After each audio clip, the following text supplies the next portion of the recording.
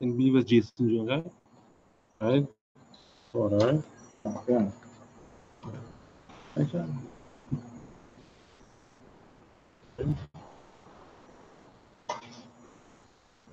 Live on YouTube, right? Yeah, come on. Right. Well, that's it.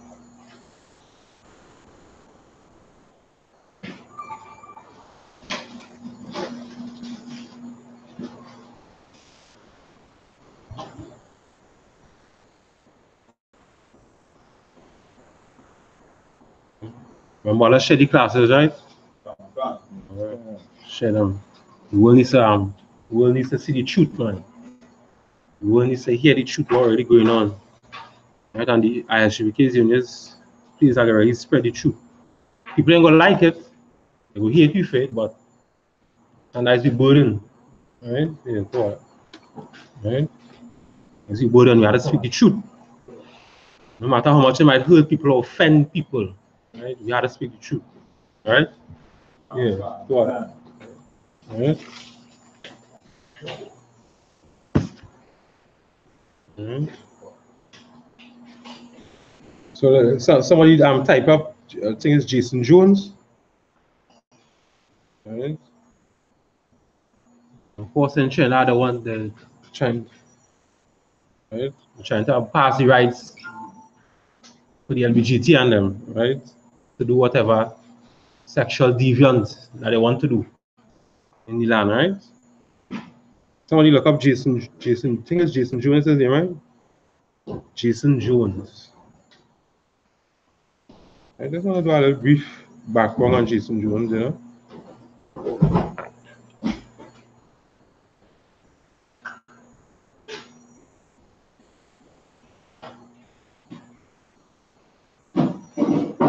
I think you had to type in Jason Jones, Trinidad. Oh, come on.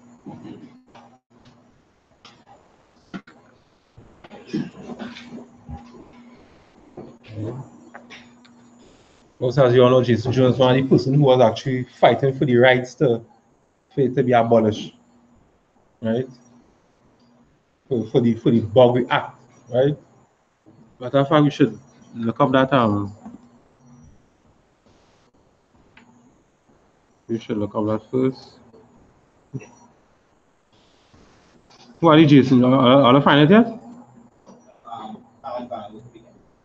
Yeah, yeah.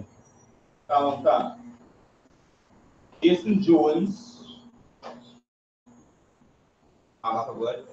Yeah, go ahead. Jason Jones is a gay LGBTQ activist from Trinidad and Tobago who successfully challenged the constitutionality of Section 13 and 16 of the Sexual Offences Act, prohibiting consensual adult intercourse per annum and sexual acts between consent same-sex adults. In a landmark judgment in the English-speaking Caribbean, Justice Devinja Rampersad ruled the clauses unconstitutional and null and void. All right. So, and of course, it says he was a Trinidadian, right? You read that one? Right. Born Trinidadian.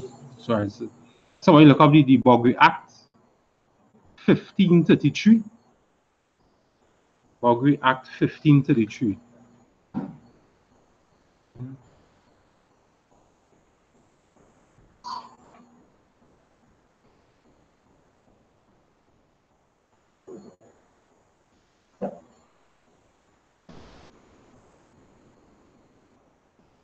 Right?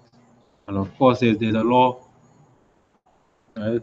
Trinidad have one of the laws. You know, once there's a homosexual, they can't enter into the country.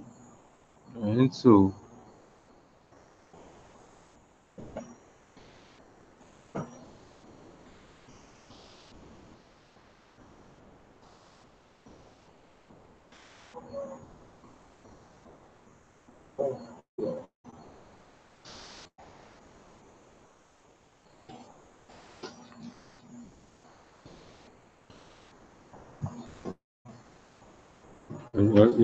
you're good.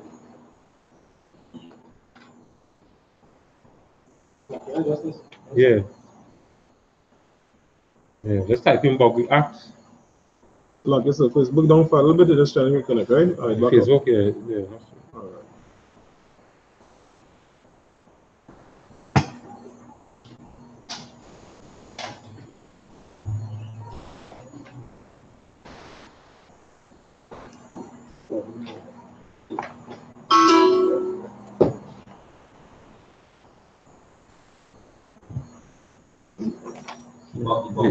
Yeah, 1533, 1533, yeah.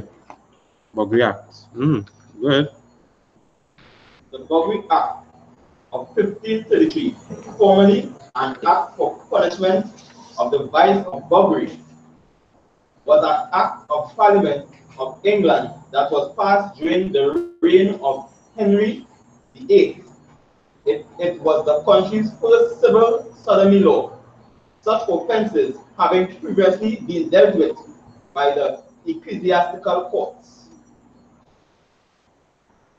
Yeah, we don't have a law. I think it has something with sodomy or something. The act defined buggery as unnatural, as an unnatural sexual act against the will of God and man. This was later defined by the courts to include anal penetration and bestiality. Right, sodomy. I think you could click on it, right? So the sodomy law. What is that? Sodomy. Sodomy law? Yeah, I think you could press the link. Yeah. A sodomy law is a law that defines certain sexual acts as crimes. The precise sexual acts meant by the term sodomy are rarely spelled out in the law, but are typically understood by the court to include any sexual act deemed to be unnatural or immoral. Sodomy typically includes anal sex, oral sex, and bestiality. In practice, sodomy laws have rarely been enforced against heterosexual couples and have mostly been used to target homosexuals. Right. Somebody will need the chat and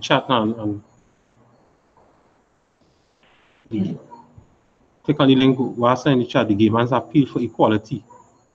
To be a human being. To be a human being. The gay man's appeal to be a human being. In the chat, it's in the chat. Oh.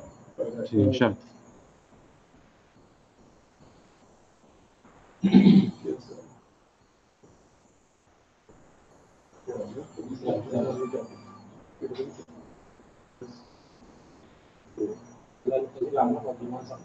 Yeah, that one.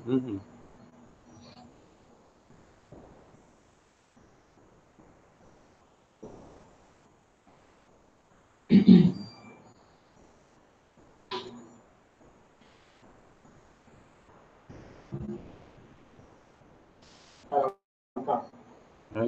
This article was from the Newsday. That came out on Monday the 16th. Alright, so reading from the Newsday, right? Newsday reading from Trinidad Papers, Newsday. Go ahead. A gay man's appeal for equality. I am a human being. Right. As the debate rages over same-sex relations in Trinidad and Tobago, members of the gay community are appealing to the public to see them as humans and not by their sexual orientation. Right, so you all understand what I mean by that? What are you trying to say? Or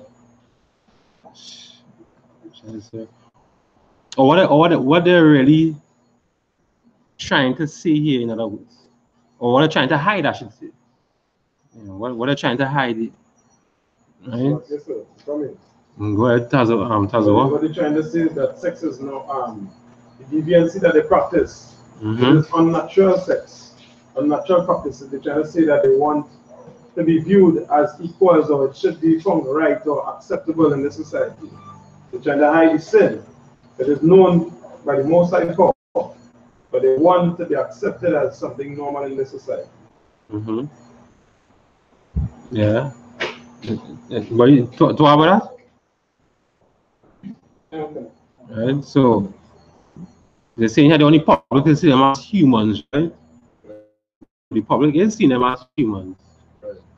right? But what they're trying to do is that they really want the rights for them to practice a lifestyle of being a sexual deviant. Okay. That's what they really want, right? They just go in your car. Is it that they want the rights? As you said, the public already seen them as human, but they just want to be public with their deviance. So they kind of more or less fighting to be more open because they already doing it private. But the fight, from what I'm reading, is really for a more public exposure of their deviance and sexual deviance. They want the rights to practice an unlawful lifestyle, you know, an unlawful sexual lifestyle. That's what they want the rights for, right? So go ahead, continue to who was reading. Yeah. And I quote, seeing me as a human being, not only as a homosexual, I would like to enjoy the freedom everybody else has. Right, so the freedom them want is really that sexual demonic lifestyle, right? What freedom is that? To molest our sons and daughters. That is the freedom that they want, right? And everybody else know a homosexual is a rapist, right? Because only a man who hates a woman would want to rape her, right? So a homosexual is a rapist, right? And also the freedom that they want is to go back into the days of I think it's pedestry. I think I pronounced it correct. Pedestry, I think I pronounced it right. Right, pedestry is the ones who don't know. Homosexuality was really between an adult person and an adolescent little child, right, or an adolescent little boy. Right? Like that was in every society or just the white man? Like it was predominant there or it was spread across at one time across every other culture? That was in the white man society. Right, and of course, as we had in the last class, the speech, everybody's speaking the white man's tongue now, so everybody living his lifestyle. Everybody. So an English person who you see an African person speaking English, somebody in Africa speaking English, right? You want to practice the white man's lifestyle, pedestry, an adult man with a little child. Right? So that is the freedom that they really want. Right? We have proof. We ain't just talking that, right? We have proof. We have the homosexual manifesto, right? That says those things. That says that, right? Homosexuality, the freedom that they want is to molest his sons and daughters. Molest them in school, molest them in church. That is what homosexuals want. And these leaders are promoting these homosexuals, these church leaders, these Christian leaders, these celebrities who encouraging them. Them are no different from being homosexual, whether they're homosexual or not. Them are no different from them because you are allowing somebody to be raped and molested. You can't be encouraging that lifestyle, right? And we have proof of it. We have the homosexual manifesto that says that. Now she says the homosexuals is going to do these things. Their little sons and daughters. Right? So I'm going. Yeah. The homosexual manifesto that is written by the LGBT thing activists and them, or that is somebody against it showing, well, this is what will happen to our children if that is the LGBT homosexual manifesto. Yeah. All right. That is not somebody who are against it. Right. Yeah. Where yeah. Seeing me as a human being, not only as a homosexual, I would like to enjoy the freedom everybody else has. John, a 28-year-old, well-educated professional from South Trinidad, who has wrestled all his life with his different appeal. John has struggled for years to find his identity, to gain acceptance from his predominantly heterosexual Christian family and peers. Right, his predominantly heterosexual Christian families and pairs. All right. So again, he grew up with a Christian family, so it's like he's a product of some child molestation, right? Okay. Right, because they said 90% of all homosexuals was molested at a young age, right? And most of them come in the Christian church, right? Go ahead, continue to read. While the familiar relationship, while the family relationship is better now than it was a few years ago, John said he still has to be cautious because of the misconception and misinformation about his sexual orientation. Go ahead. Roman Catholic Archbishop Charles Jason Gordon is an advocate for the decriminalization of the burglary law and sexual indecency laws, but maintains the church's position that it is an immoral act. Right, so Charles Jason Gordon, right? He's a Trinidad Archbishop. He won the cathedral right in Port of Spain. He's the bishop or the Archbishop. He won right in Port of Spain, right? Right, of course, this is Trinidad Archbishop Charles Jason Gordon, right? He's an advocate for the decriminalization of the burglary and sexual indecency laws, right? Advocate. Anybody want to look up that word advocate? You can find out what that means. He's an advocate, right, for decriminalization of the burglary act. Somebody look up that word advocate. So you could get the meaning of that word, right?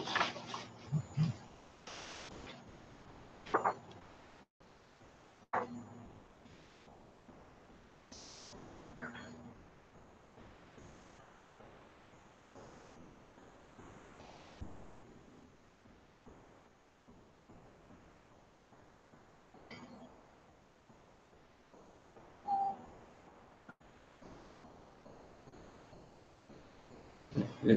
You find it? Anybody find it? Advocate?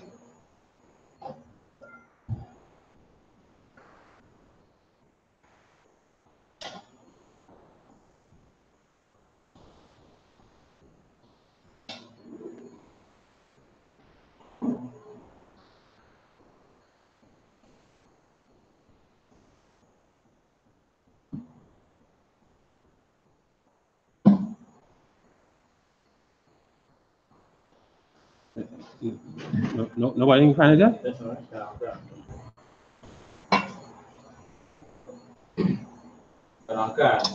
Advocate. The person who argues for or supports a cause or policy. Right. 2. A person who works for a cause or group. 3. A person who argues for the cause of another person in a court of law. All right. So by saying that, what we can say advocate is somebody who they agree. Right. Now, right. Somebody who agrees. So we can say the Archbishop, he agrees for the decriminalization of the burglary and sexual indecency laws. Right? So he agrees with them to say no, it is not a criminalized. Right? Not a criminal offense. Right, yeah. He's saying it is not a criminal offense. Right? So he agrees that it is not a criminal offense. Who was reading there? Mike, you was reading? Who was reading? Yeah. No, the Yeah, come on. Other Christian churches. we the same thing, right? Or that we was just on the right with the Archbishop. Oh, yeah, it's like this. The Archbishop, yeah. Roman Catholic Archbishop Charles Gordon is an advocate for the decriminalization of the burglary and sexual indecency laws. Right. So he agrees it is not a criminalized offense again. Go ahead. But maintains because Jason Jones wanted to decriminalize it, right? Go ahead. but maintains the church's position that it is an immoral act. Right, so what do you mean by that? An immoral act? The church saying it's an immoral act. What do you mean by that? Immoral act.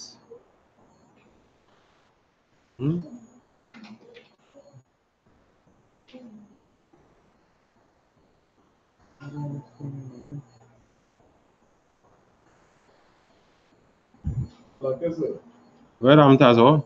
okay, right? When you're talking about immoral, you're talking about by which standards? Because if you say immoral, which means it's not a right thing to do, because moral is supposed to be in alignment with what is right to do, right? It's like they want to decriminalize smoking and marijuana. It is unlawful according to the Bible. But it's the same thing as immoral act or sexual immorality. It's unlawful act.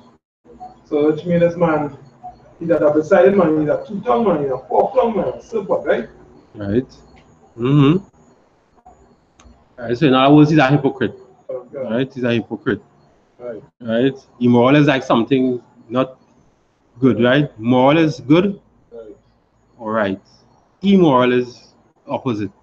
Right? So immoral meaning like evil. It is an evil act. He's trying to say it is. Right? So Go ahead. Your card. I have a definition for immoral. Yeah. Go ahead. Immoral, not conforming or accepted to accepted standards of morality. Right.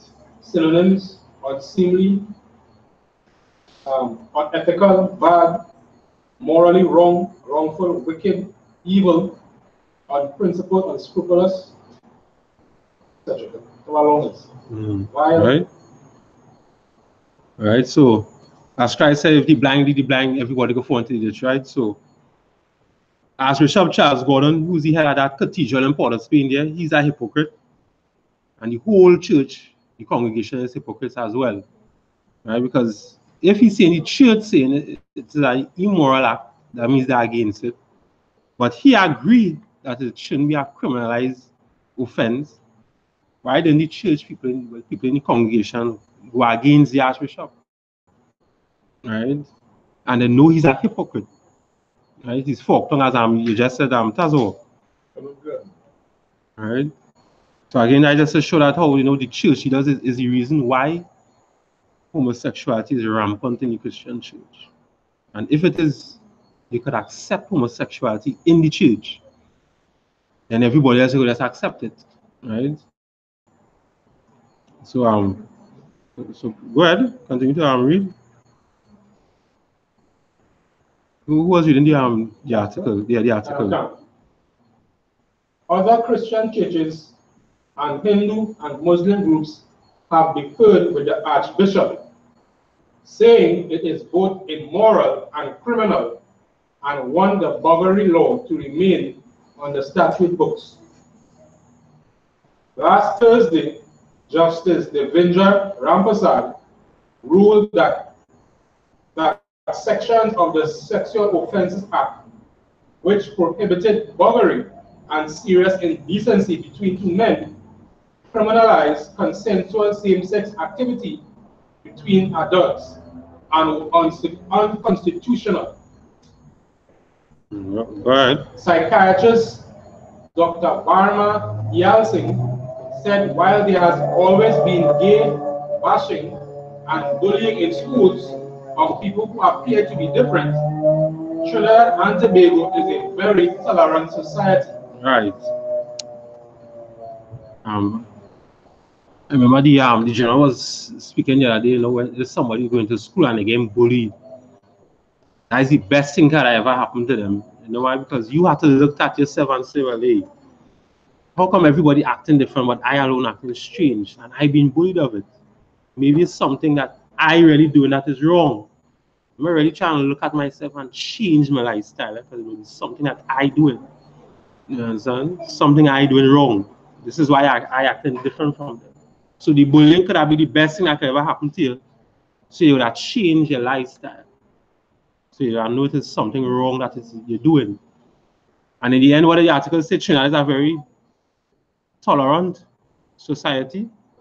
When they say tolerant society, you know, what do you mean? You could look it up. You could, yeah.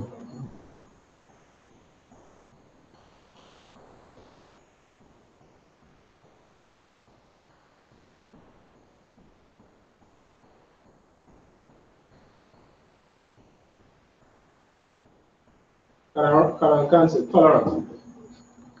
Showing willingness to allow the existence of opinions or behavior that one does not necessarily agree with. Right. So, right. So, in other words, Trinidad have what? Accepted what? What Trinidad have accepted? They're very tolerant. For all these unlawful things, they're very tolerant. They're very accepting. Right? You can't have it, right? Right? Trinidad very accepting for all these unlawful things. What Trinidad have in them, all right? Or what they have in their mind. Yes, sir. Yes, sir. Yeah, Maka. Yeah. Yeah, The mark of the beast, right? That's what Trinidad have in their mind, the forehead. Right? You heard the army precept? The mark of the beast revelation. That's somebody give you the army precept. Let me get it one time.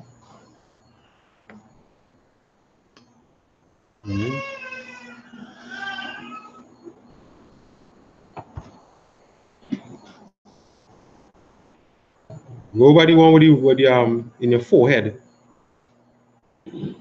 Revelations, right? The mark of the beast.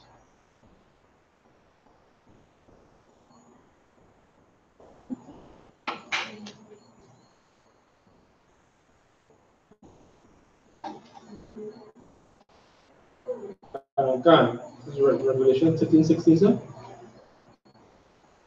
Read it, let me see. And he calls all, both small and great, rich and poor, free and bond, to receive a mark in their right hand or in their foreheads. Right? Small and great, rich and poor, you know what I'm talking about, right? About the countries, small countries, rich countries, or big countries, right?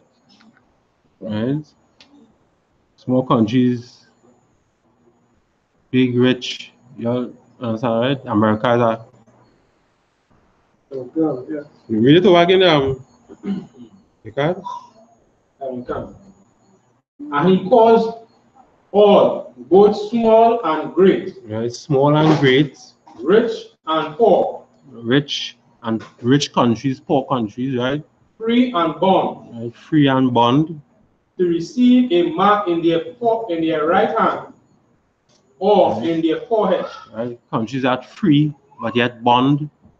You know we're talking about that, right?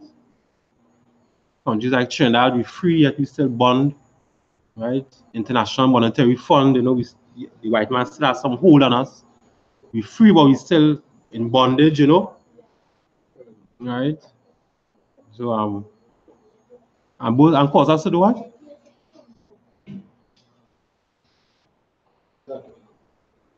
Cause us to receive a mark.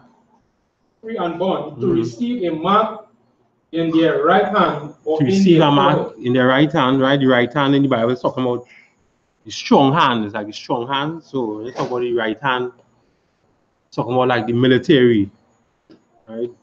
Police force, you understand? The strong hand that they just fight for, go to war with, right? Go ahead. Or in their foreheads. Or in their foreheads, right? Again, this was like what should I do? We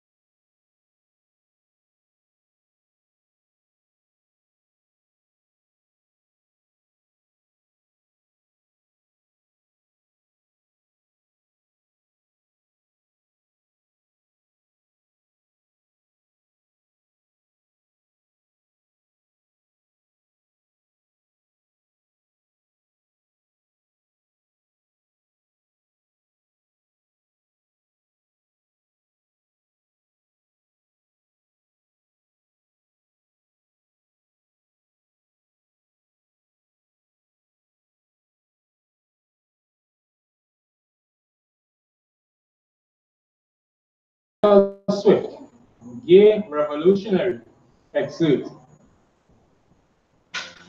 We will sodomize your sons,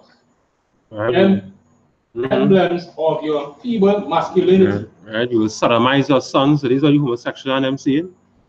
Right, you will sodomize your sons, emblems of your feeble masculinity. Right, so the homosexuals, that is the freedom lifestyle that they want to live. To sodomize our sons. So like I said, yeah, go ahead, Tazo. So they only freedom now to commit crimes against us, against us and our children. Right, they want the freedom to do that, right? That is why it have the NAMBLA, right? North American Man Boy Association, right? Trying to abolish the right of the age of consent. They're trying to abolish that because why? Pedestal, if you look it up, it was between an adult person and an adolescent little boy. That's what it was.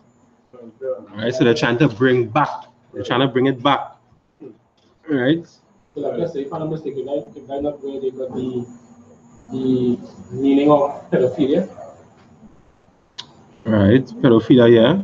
Mm-hmm. But pedophilia is yeah. So like I said, and you're right, as well, go ahead. So instead of dealing with the matter, come like somebody get robbed and they turn into a bandit as well. Or somebody empty out somebody college fund. The children college fund over the cases, and instead of they holding that person accountable now and seeking justice, basically being what you call it, mature about it and basically and having the courage to face the situation, dealing with that point. They want to go and commit it to somebody else. It's an evil thing to do. Yeah, that stuff is what they're trying to do, right? And of course, they might hear the UPK issues teaching them and say, no, it's wrong. We understand the pastor molest you. We understand that your uncle who was a Christian molest you. Right. But we could change your lifestyle. Right. But then when they're walking down the next corner and they hear the pastor preaching now, as the general brought out in the class the other day, everybody know the pastor teaching lies. But it sounds so good. You understand? They just rather hear him than the truth. The truth hurts. Right. So the pastor don't speak the truth. All pastors does lie. And everybody know the pastors has been lying. Right. But it sounds so good. You rather listen to the pastor. Right? So things like a gay man walking in church, pastor goes, so, yeah. God love everybody, so no matter what you do. And he knows that is a lie because why? There's punishments in the Bible. Right. Is a homosexual. What the Bible says it is abomination. Abomination is a disgust and a hatred. Right. And so how you could tell a homosexual the Lord loves them? The Lord said that it's a hatred in your eyes, it's a disgust, and you have to be put to death.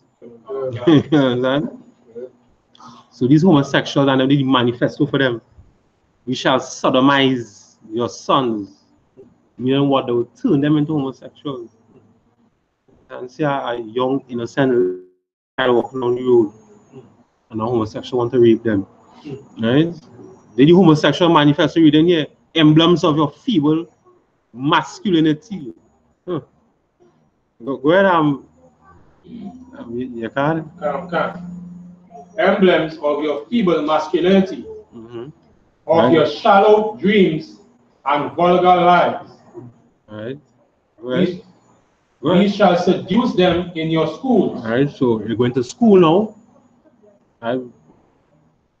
They want to turn them in the schools and all.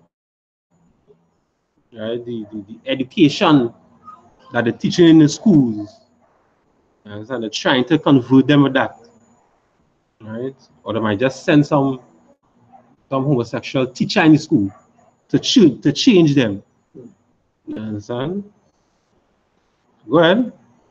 We shall sodomize them in your schools. Right. In your dormitories. Dormitories, right.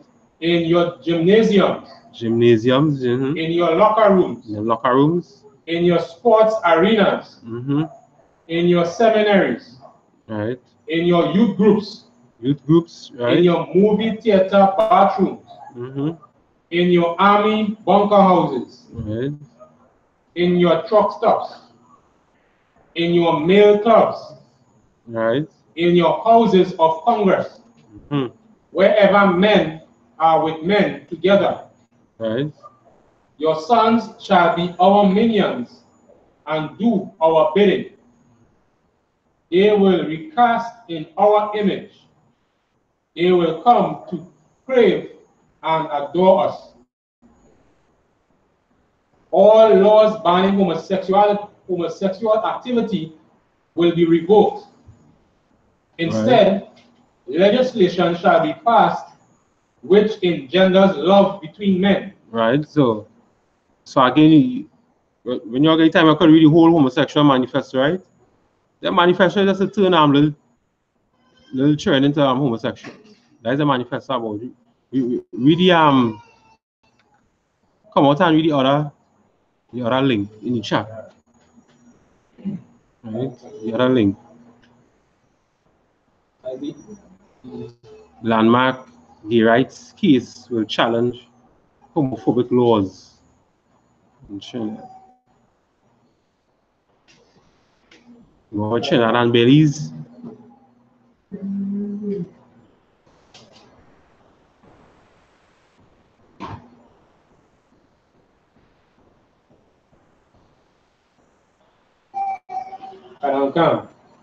Landmark gay rights case will challenge homophobic laws in Trinidad and Tobago and Belize. LGBT activist Maurice Tomlinson takes case to the Caribbean Court of Justice. A gay rights activist will challenge the government of 2 Caribbean nations to overturn a law that prevents gay people from entering their countries. Right. So if gay people are not supposed to enter into the country, how come Jason Jones enter into the country to fight the case of homosexuality? Right? Jason Jones, like Trinidad nationally. Yeah, Trinidad. Was he going to Belize to fight the case? No. Yeah, Trinidad national. I believe he went England. I think that was read before it. Is Michael, did it? You say he left because people against what he is. Right. So he feel how because he feel they might kill him or whatever. So he left Trinidad to go to England. So, yeah, go ahead, Carl. I think there are 2 challenges. One is with Jason Jones, where he in the Strictly Boundary Act changed the law. Right. I think this one here is with another person named Maurice Tomlinson, right? He trying to change the law that would prevent gays or person who openly say they are gay from entering the country.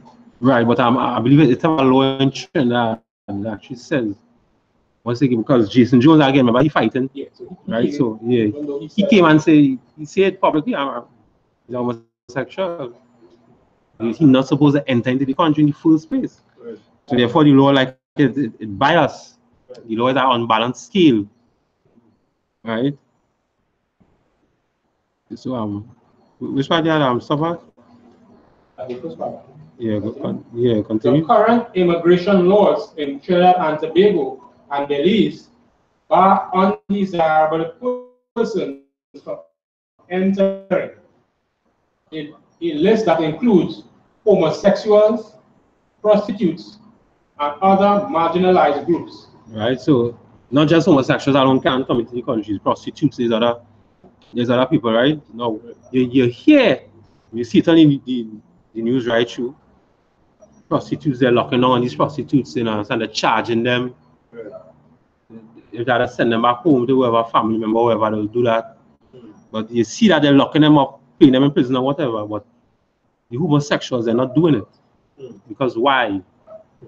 Why are they doing that now? Why are they think they're doing that? So like I said, Right. For the same reason Amber Rose, who is basically a prostitute that's coming to Trinidad and party, however, I know how much time to come in. The same celebrities in society behind closed doors committing the same sexual deviant acts are homosexuals and lesbians. So they must want some wiggle room. They must want freedom now to express their filthy, disgusting lifestyle in public. Right. Well, it goes more deeper than that. You know what the DSM-4?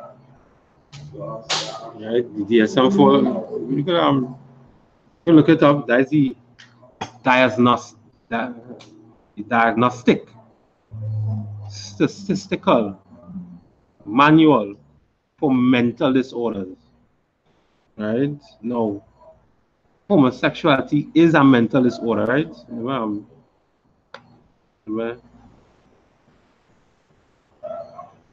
Right.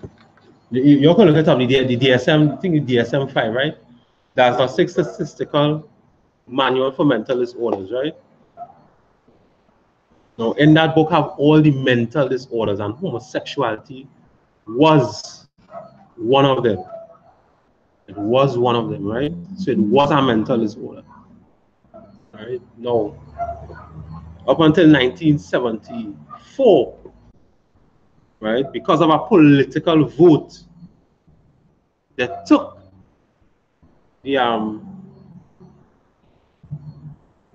out homosexual was a mental disorder, right? And so it was not in the DSM anymore, in that diagnostic mental disorder book, right? They took it out of that book in 1974 because of a political vote, right? So the president at that time, right, I think you could look it up. The president at that time in 1974, right, because of that political vote, they took it out of that DSM, right?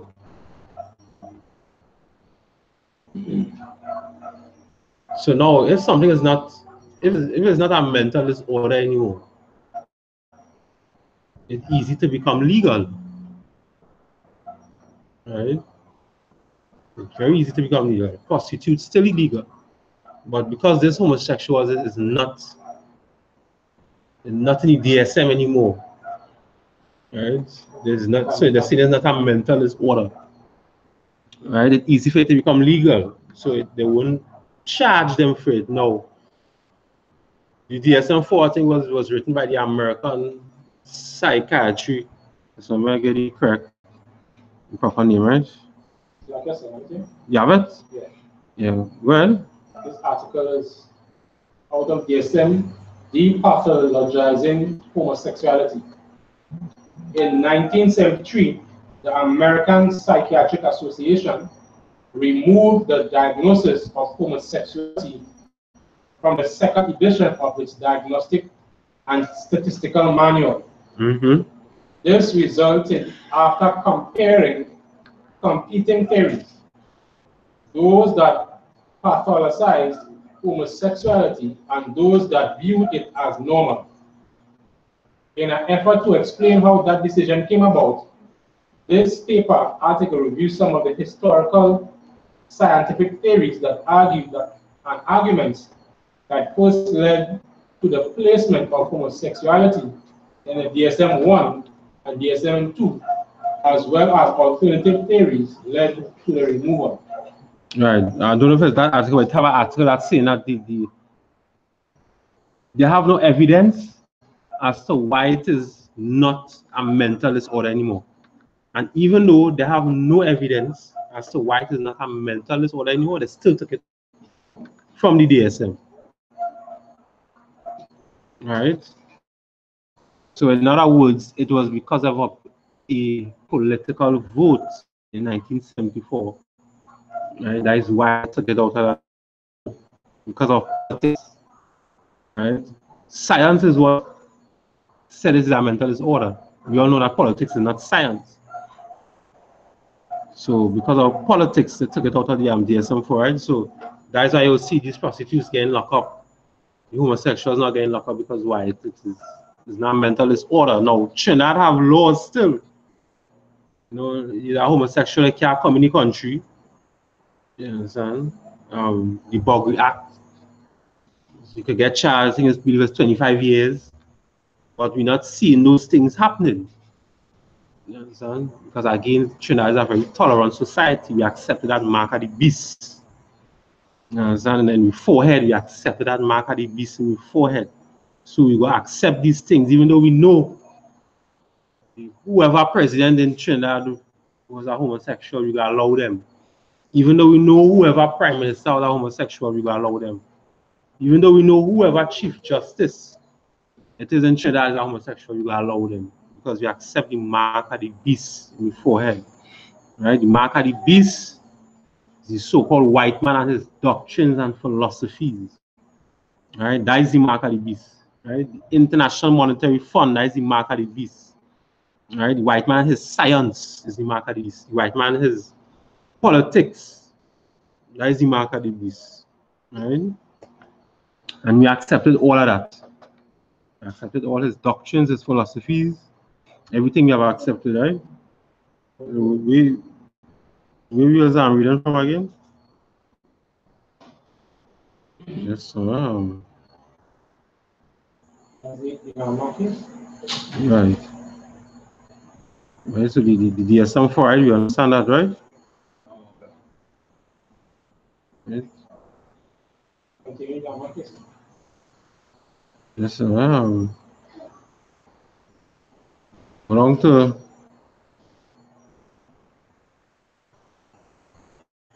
the Adventist pastor charged. In the same chat, right? We chat and go down to the Adventist pastor charged. Right?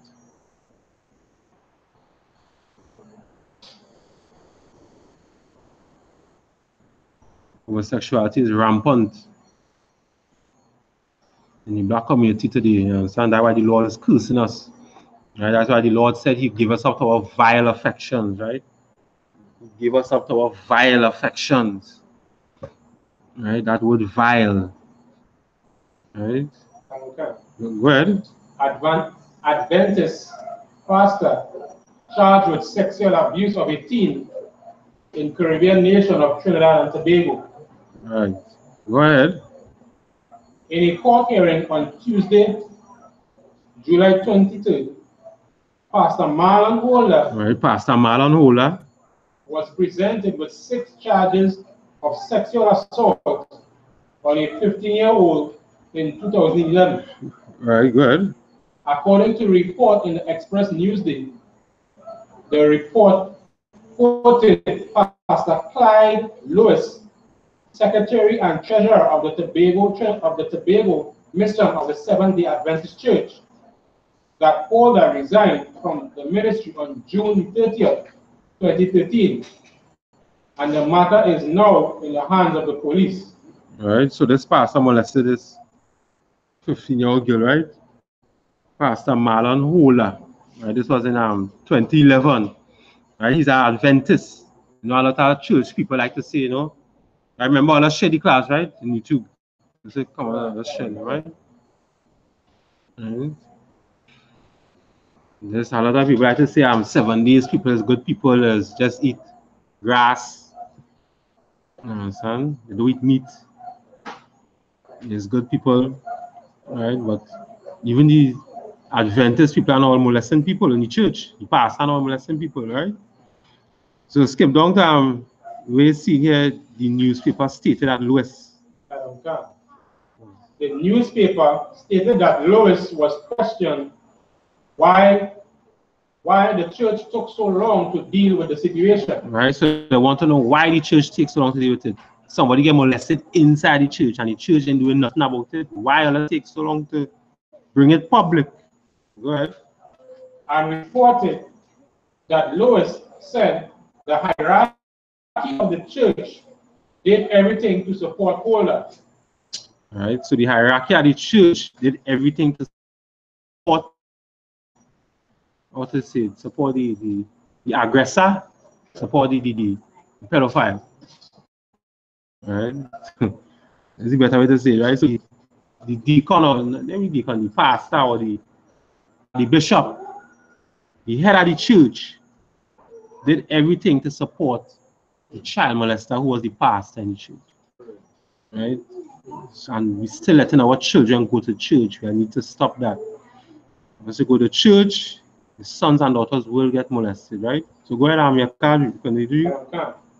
It quoted Lewis. We arranged several counseling sessions with him, hoping that he would mend his ways. Right? So inside how to say it? They cast judgment on him. Right? Or they talk to him and let him know, nah, what you doing wrong, you gotta put you up. You understand? They would rather talk to him and let him know, stop doing that now. You understand? So go ahead.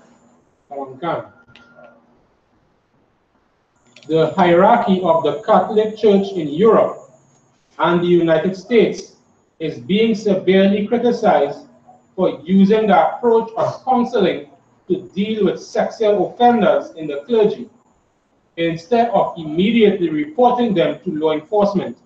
A retired Adventist administrator told Adventist Today. Right, and of course, you know, there's just one scenario just coming out, and he was used to get counseling. I'm sure there's many others who used to get counseling, and nothing hasn't changed. Because why? Church don't know the Bible. Right? And them Christian leaders don't know the Bible. So obviously, if you're going to have counsel with them Christian leaders, you're going to remain the same. You wouldn't want to change. You understand? When they go in a council, things they might tell you, God love you no matter what. God, he hates the sin, but he loves the sinner. So you can remain the same. So the counsel is not true, it's not godly. It is a worldly counsel that just won't make a change. Right?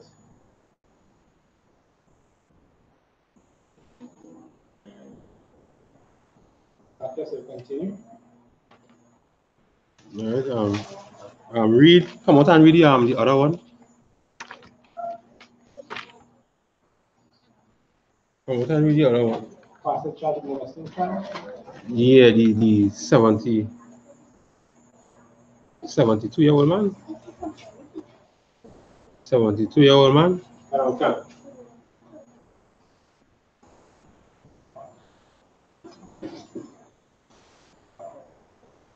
This article is from the Sunday Express on October 15, 2018.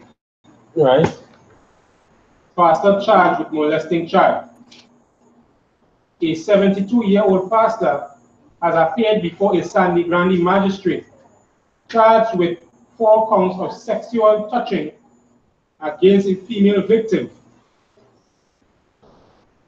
The offenses occurred sometime between September 30th and October 4th. Pastor Kenrick Bernard appeared before Magistrate Eric Baptiste Ramkisoon in the Sandy Grande Second Magistrate Court last Friday. The matter was adjourned to November 9th. Right, so the pastor name was what? Like I said, Pastor Kenrick Bernard. Right.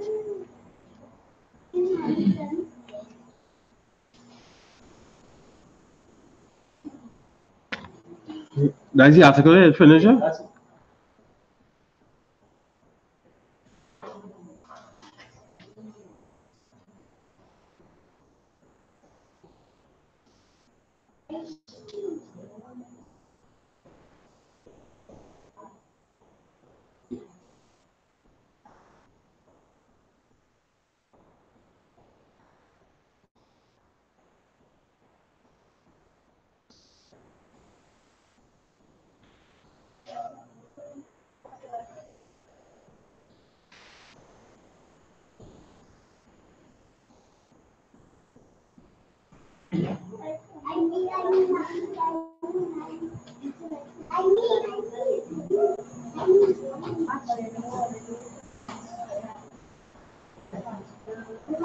Like I said, when you after that.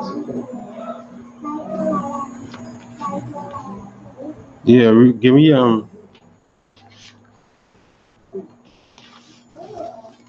Ephesians 6:4.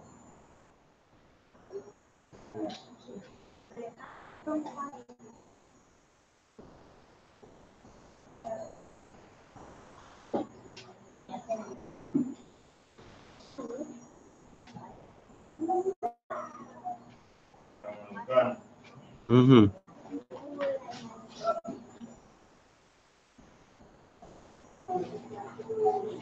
Of Ephesians chapter 6 and verse 4.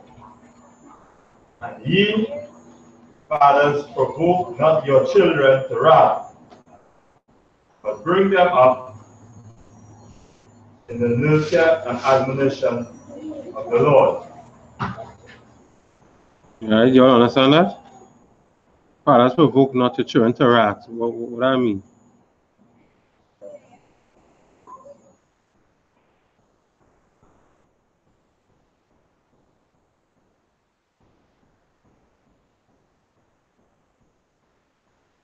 You know what I mean? Provoke not your children to wrath. Like I said, Yeah. in the context of the verse, right? Mm-hmm. It's saying one or the other. So to provoke them to wrath is not bringing them up in the fear and admonition of the Most High God. They provoke them to wrath, you don't give them direction, counsel, wisdom, understanding. You don't teach them anything so that they don't know how to operate.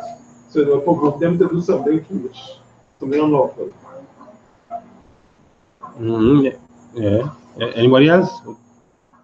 Anybody else? Who's that, Sha? Yeah. Mm-hmm.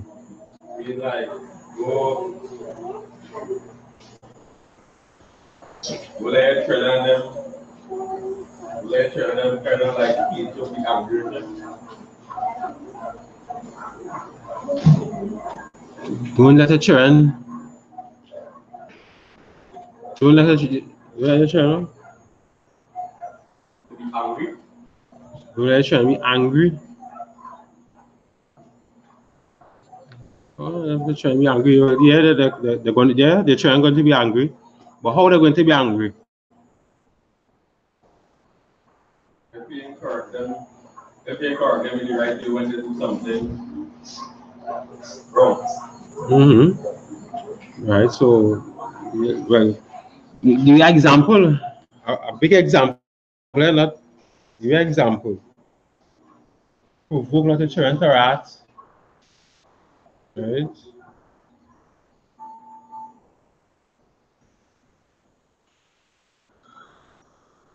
Like if they do something wrong, you might punish them, but if you punish them again, like again, so them no understanding, it's like hey, this is why again, this is why I be your point. This is why I be there because this might happen to you again. Because it might force you your life and something. Let's show them that hey, this is the way why I doing this. I'll be there.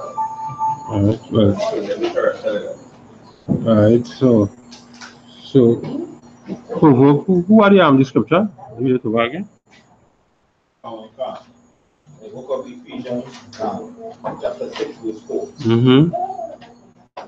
And ye fathers, provoke not your children to wrath, but bring them up in the nurture and admonition of the Lord.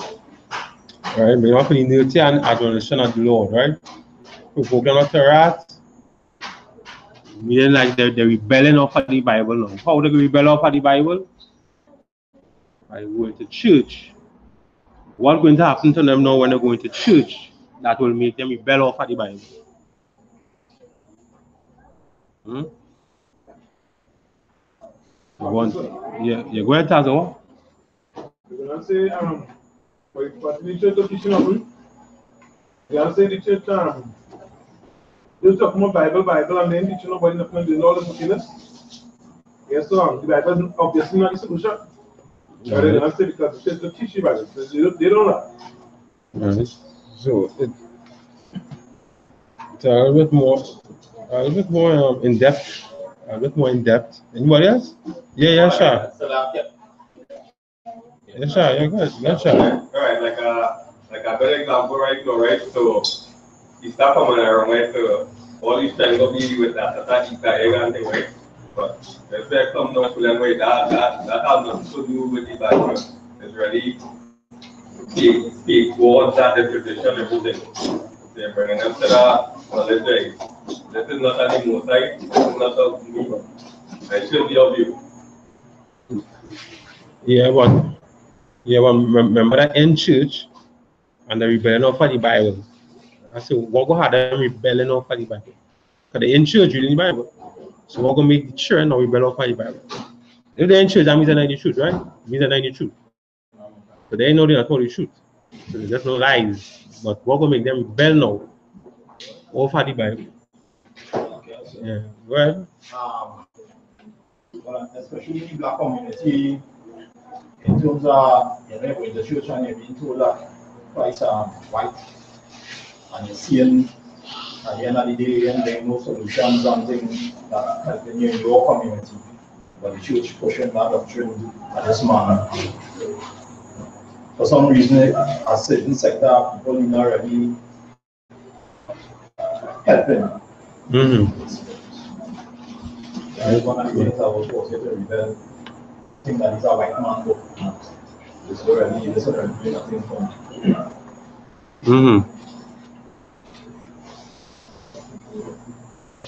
So I guess I can.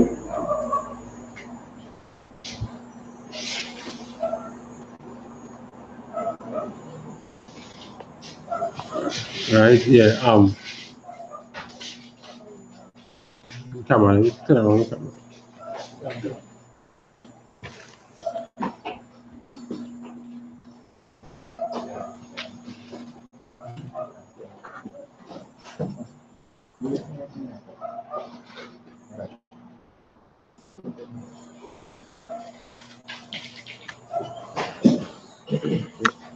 What did you check again?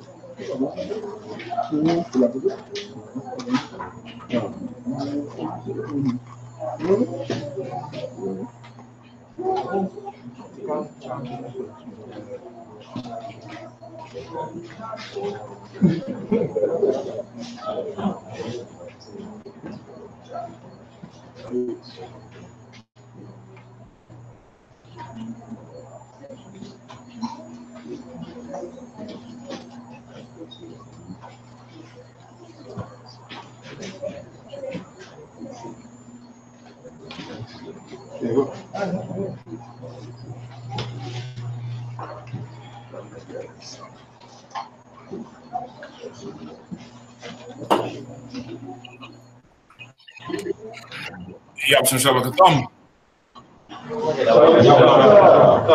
All right, how we doing? How we looking? How we looking? I know, so they fill in these seats up front, all right? Okay.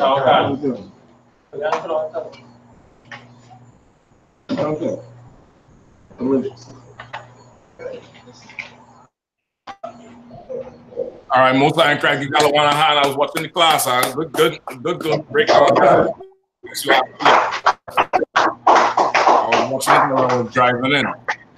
Oh, where you ended up? Like Ephesians 6 and 4. Ephesians 6 and 4. Was it somebody had a question, or you was just bringing that out? Yeah, I was just bringing that out now, sir. Not question. Say that one more time. Yeah, I was just bringing it out. It was not a question. I was just bringing it out. Okay, no sweat. All right, cool. How your internet is down there? It's strong, or is there a problem? Kind of slow, sir. Okay. It ain't drop or nothing, right?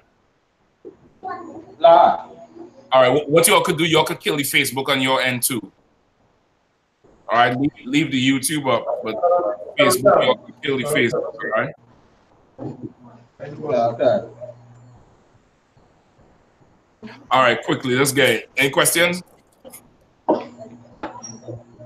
Mm-hmm. Put it up now, sir. 1 second. All right, y'all know this is the week before Passover, right? You all know Passover is next week.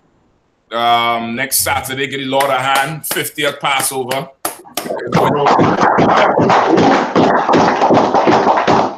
It's going to be insane. All right. It's definitely going to be an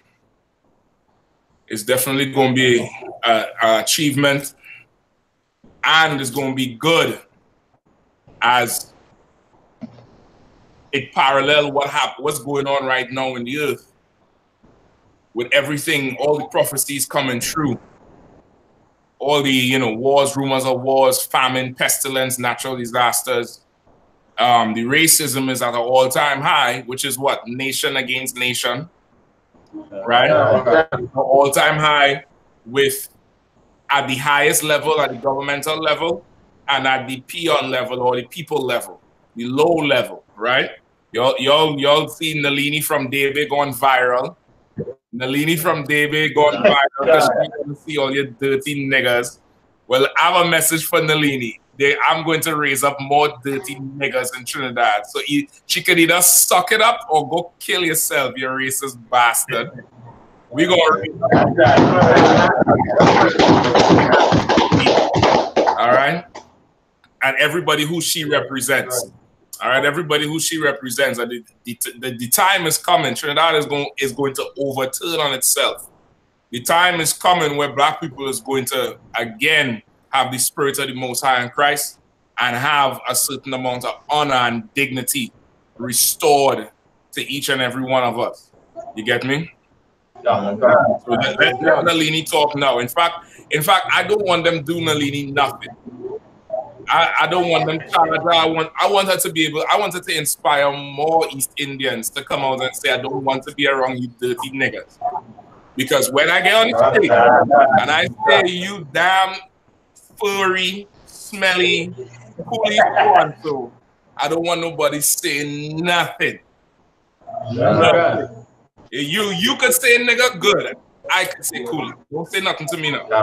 If you say nigga, then me saying coolie, then don't say nigga. It's simple as that. All right. So now, as we are we are at the height of how things happening in the world as it affects Israel. This Passover is is a glorious thing to have. Right along, the spirit of the Lord, the brotherhood, the school. It's a glorious thing for all Israel to have as something we could look forward to where our enemies get destroyed. All right, who had a question? From me, sir. Uh-huh. Right. The question is how to break down the other nations that was in the Garden of Eden with Adam and are the same races on the planet today. How to correctly word it. So how you break it down in terms of the right way to go about it, the sequence, whatever it is, you know, how to relate it to today, so somebody can understand that these nations are the same spirit that was in the nations in the garden, the only planet or the so-called races today, the other races today. Okay. They're like a ticket. No sweat. Anybody have an idea? Anybody want to take a crack at it? Slacky, you'll kill the Facebook over there, right? Okay. Okay, no sweat. All right. Anybody want to take a crack at it? Anybody have an idea how to tackle that?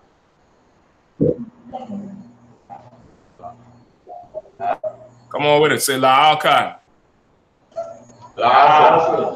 All right, no sweat. Okay, so if somebody come up to you on the street and you telling them about the 18 nations, right? And they were in the Garden of Eden, they were after the Garden of Eden, they existed all throughout history. But somebody's saying, what is the person saying, Tasso? Like you said, the same with one person believed that these are Hamites and that Israel is now Ham, that it is transferred. Okay. Well, he might be a Hamite, you trying to bring him in.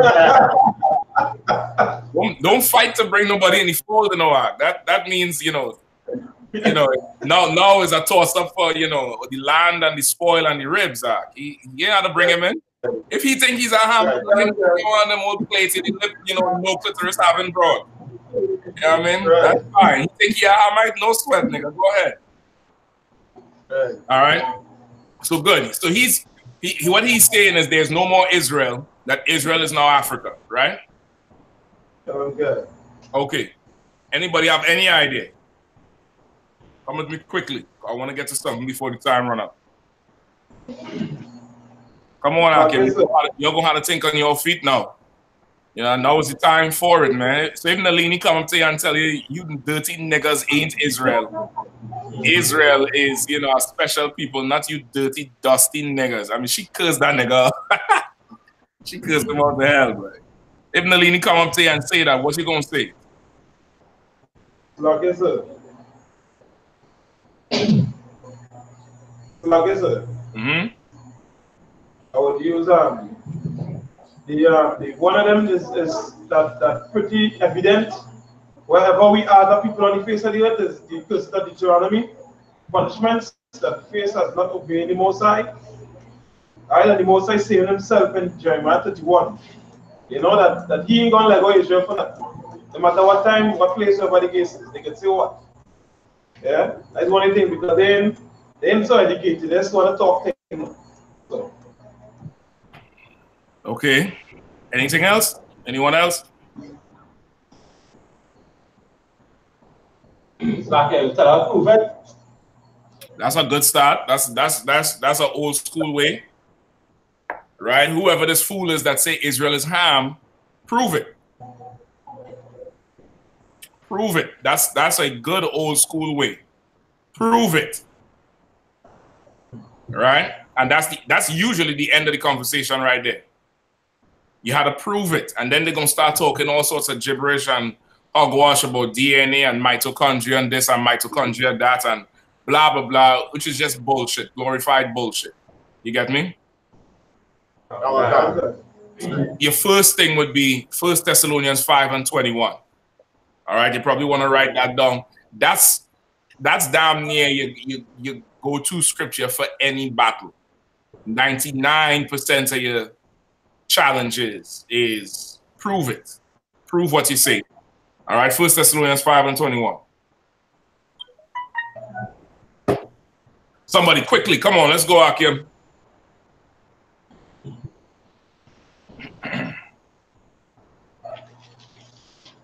Where we at? The book of 1 Thessalonians, chapter 5, verse 21. Prove all things, hold fast to that which is good.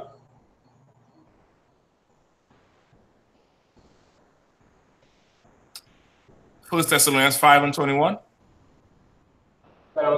You sure you're right, Art? Prove. First Thessalonians chapter 5:21. Prove all things. Read it again. Hold fast. Prove all things. Read one more time. Prove all things. Right, that's where you go, tassel war, right? Okay. You start there. Prove all things, all right? They must prove all things. Whatever they're saying, they have to prove it, or else what is you saying it for? Right? Right. Right? And that's you stop right there. Usually that's where the argument ends. All right? Now, if you're at camp and this happens, 9 out of 10 times you're gonna have a crowd. After you done show that this person is an idiot because they can't prove what they're saying, then you begin to teach the people, because now a question was posed. And for the most part, your crowd, your listening audience is going to be neutral for the most part, meaning they're listening to what you're saying, but if somebody else comes and introduces something into it, they'll start listening to that as well. You get me? So now you now gonna have to go and teach the crowd that what this fool's saying is a lie. All right? You just say prove all things. If you can't prove it, then you lie, right? You also have go ahead. Yeah, some of the evidence he tried to use as backup to his statement was Isaiah chapter 19 and verse 24 to 25. And what's it? Well, I came of it. Go ahead and read that. Go ahead and read. We don't have too much time. Go ahead and read, all right? Got it. Isaiah chapter 19 and verse 24. In that day shall Israel be the third with Egypt and with Assyria, even a blessing in the midst of the land. Verse 25. Whom the Lord of hosts shall bless, saying, Blessed be Egypt, my people, and Assyria, the work of my hands, and Israel, mine inheritance. Yeah. He said to Israel, so Israel is now third. So Israel switched from the first. All the year the word inheritance. All the year, Joel 2:27. Amos 3:1-2. Right? Still want to say that position switch now over to 19 and 20, 24 to 28. Yeah. And where you saw 24? Okay. Skip up to 20. Isaiah chapter 19 verse 20. And it shall be for a sign and for a witness unto the Lord of hosts in the land of Egypt. For they shall cry unto the Lord because of the oppressors. Because of who? Because of who? Of the oppressors. Skip up to 19. Let's start at 19. No, I'm just giving you this breakdown. But of course, in a battle, I'll never go into what he pulled. I'll just go and begin to crush his nonsense, and we'll get to that after. But since you pulled this ahead of time, we just get this, all right? Go ahead. Isaiah chapter 19, verse 19. In that day shall there be an altar to the Lord in the midst of the land of Egypt, and a pillar at the border thereof of the Lord. Go ahead. All right, we know. Verse 20. And it shall be for a sign and for a witness unto the Lord of hosts in the land of Egypt. For they shall cry unto the Lord because of who? The oppressors. And of the oppressors. We are in Egypt. We are in the house of bondage. Right. And we are crying unto the Lord because of our oppressors. Who are our oppressors? Who are our oppressors? Oh God. Be more specific. Come on, Akim, quickly. Let's go. The Egyptians are our oppressors. Right. You understand? We crying out to the Lord because of the Egyptians. Right? Go ahead. Verse 20. Now you right? For they shall come. We know, sir. We know, right? Continue reading after oppressors. All right. And he shall send them a savior and a great one. And he shall deliver them. Go ahead. Verse 21. And the Lord shall be known to Egypt, and the Egyptians shall know the Lord in that day, and shall do sacrifice. Right? Now, he shall send them a savior to deliver them. Deliver them from who? Deliver who? From who? Like I said, Israel is inheritance from the oppressors. And who are the oppressors? Egyptians. Exactly. Right? He's going to deliver Israel from the Egyptians. And in that day, the Lord shall be known to Egypt. You understand? Because, of course, the deliverance comes with bloodshed. Now Egypt gets the Most High. Right? And the Egyptians shall know the Lord in that day. You get me? Go ahead. Right. And shall do sacrifice and oblation. Yea, they shall bow a vow unto the Lord and perform it. Right. Go ahead. Verse 22. And the Lord shall smite Egypt. He shall smite and heal it. And they shall return unto the Lord, and shall be entreated of them. And shall so who is going to return to the Lord?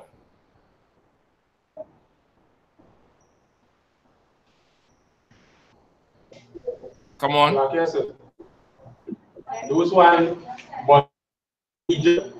Who is in bondage?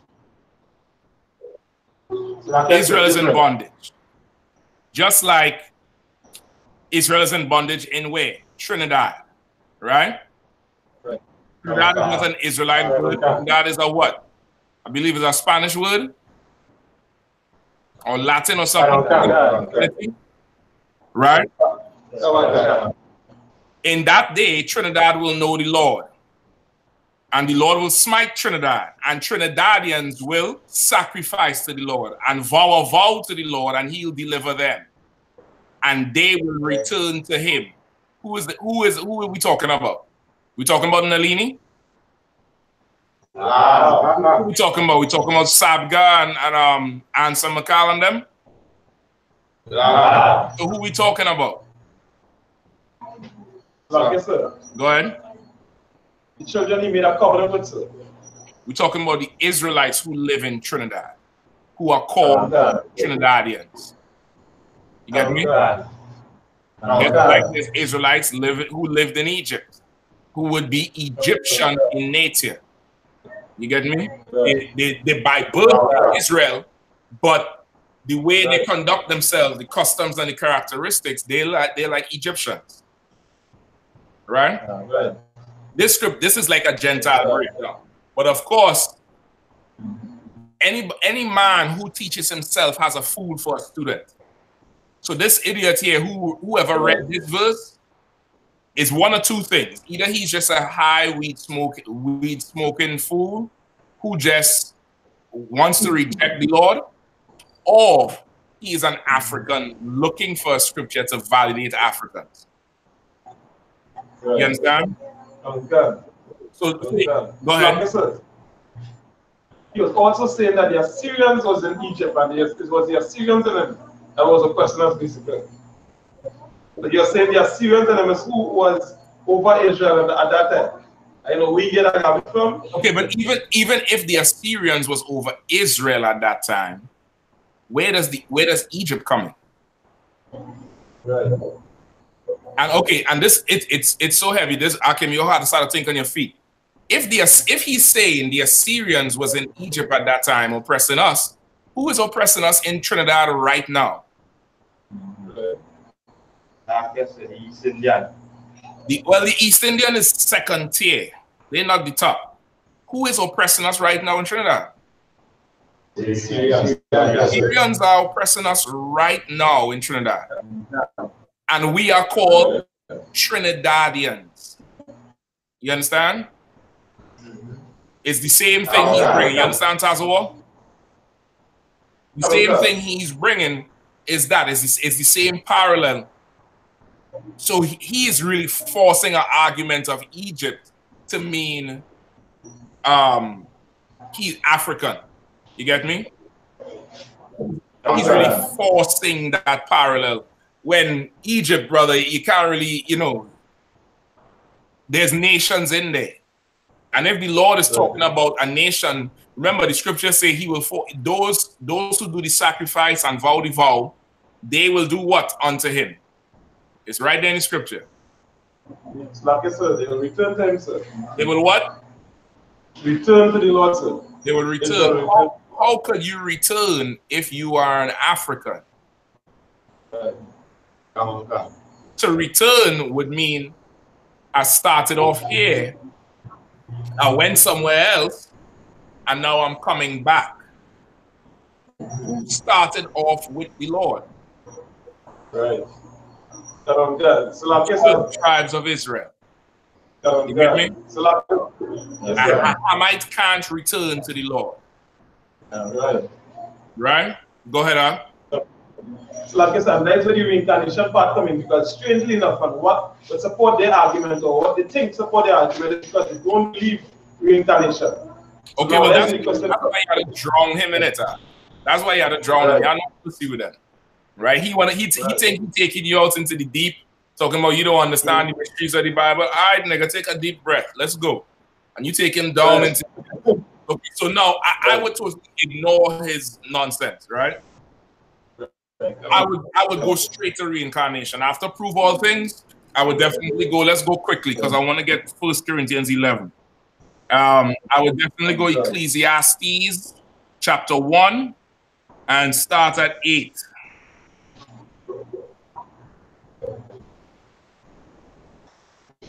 And in fact, start at 7. Quickly, somebody read. Chapter 1 verse 7. All the rivers run into the sea, yet the sea is not full. Unto the place from whence the rivers come, thither they return again. Right? All rivers run to the sea.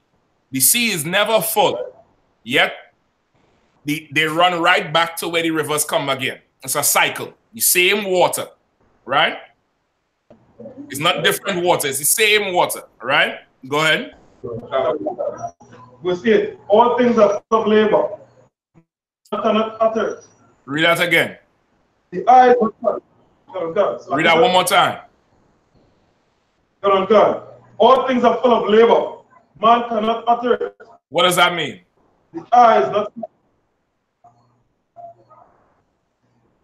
Anybody? Anybody? Come on. Like I said, the way anything is brought forward is through labor, sir. Always the same pattern, sir. Okay. But that's not the whole thing. You give me two sentences, right? All things are full of labor. Man cannot utter it. What does it mean?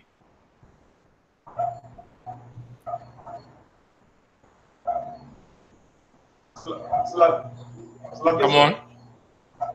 If I mean, so if it's the part where man cannot utter it, means that they can't describe it, or they can't, well, not describe it, but they can't say enough about it them because it's the same thing.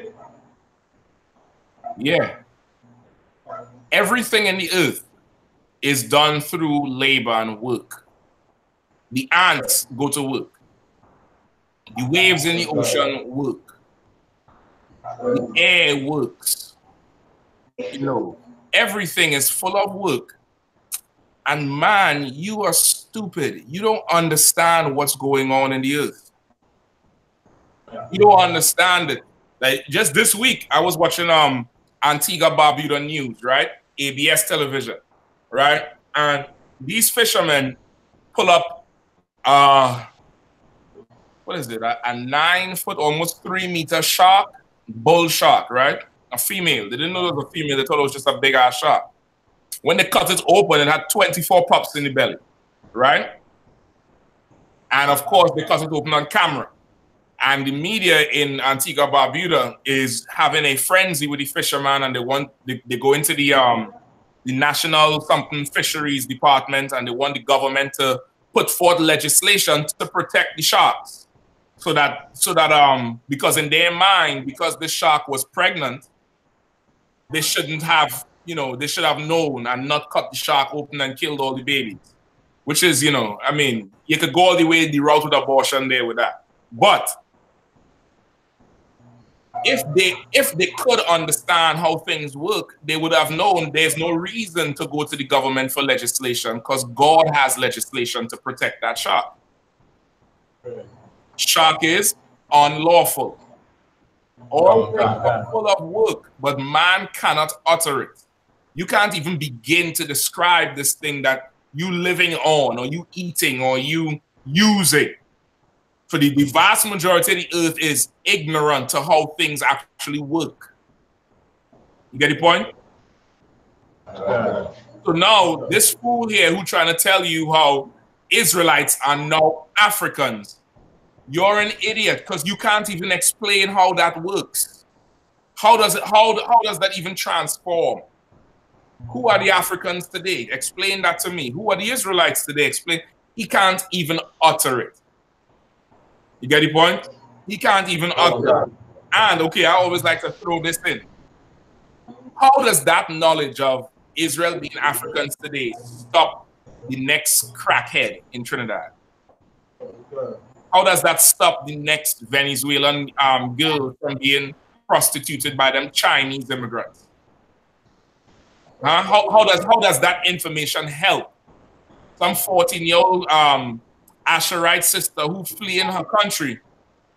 How does that help her not fall in the hand of these slanty-eyed bastards who would put her in the back of their restaurant and sell her behind to whoever paid? How does that even help? You can't utter it. All things are full of work, and you do not understand what's going on. Keep going. Okay. Verse 9. The thing that had been, it is that which shall be. And that. Yeah, please, brother, please.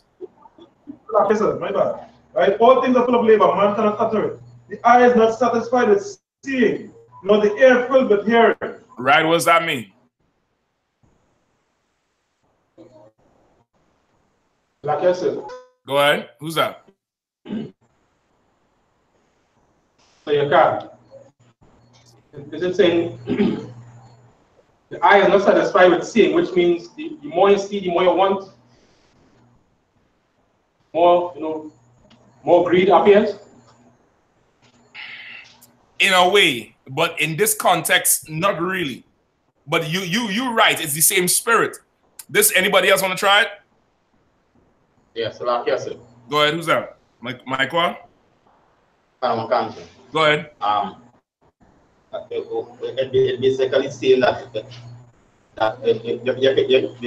you can never see everything.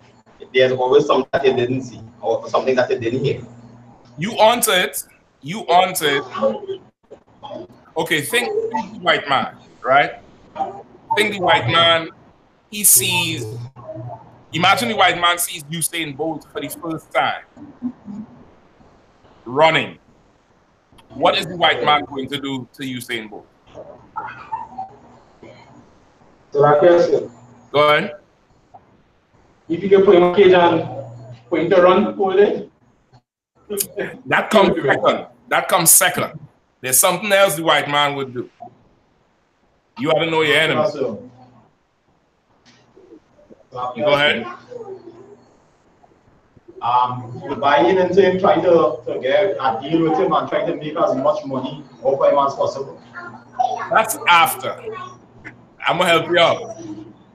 The white man is going to cut him open to see what makes him run so fast. Because his eyes are not satisfied with seeing. You understand? Man, in his very basic nature, his eyes ain't satisfied with seeing. Like, okay, you would go see, okay, imagine you would go on a boat and you would see a huge whale big whale breach the water and flip and blowing things out the spout on the head, or on the back, or whatever you call it. And what would you say as a brother? What would you say about that? Like I said, Go ahead. That is amazing. I mean, look at that. Like that. You're gonna be like, God damn, look how big, look how beautiful, how powerful this animal is. And then when the animal swims away, you go home, and you will tell other people about it.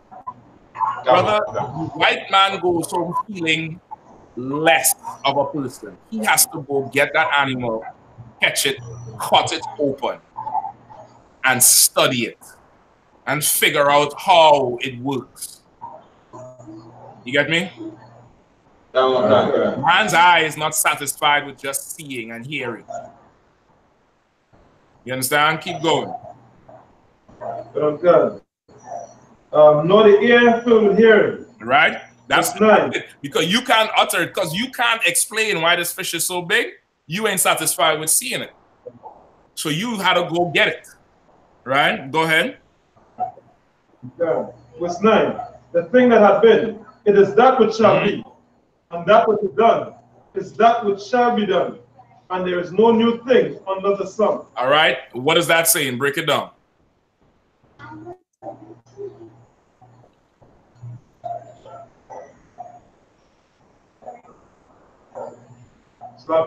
Come on with me. Go ahead. All right, let me try, sir. There is no new cycle. Everything that you see on the face of the planet, what you can't see is the same cycle here, the trees, the water, the ants, the same life cycle. Everything that's take the same turn of events and cycle over and over again under the sun. That's what it makes the most created. Okay. No new thing on this. Okay. In a way. But you need a precept for this. You need Ecclesiastes 6 and 10. Somebody read that.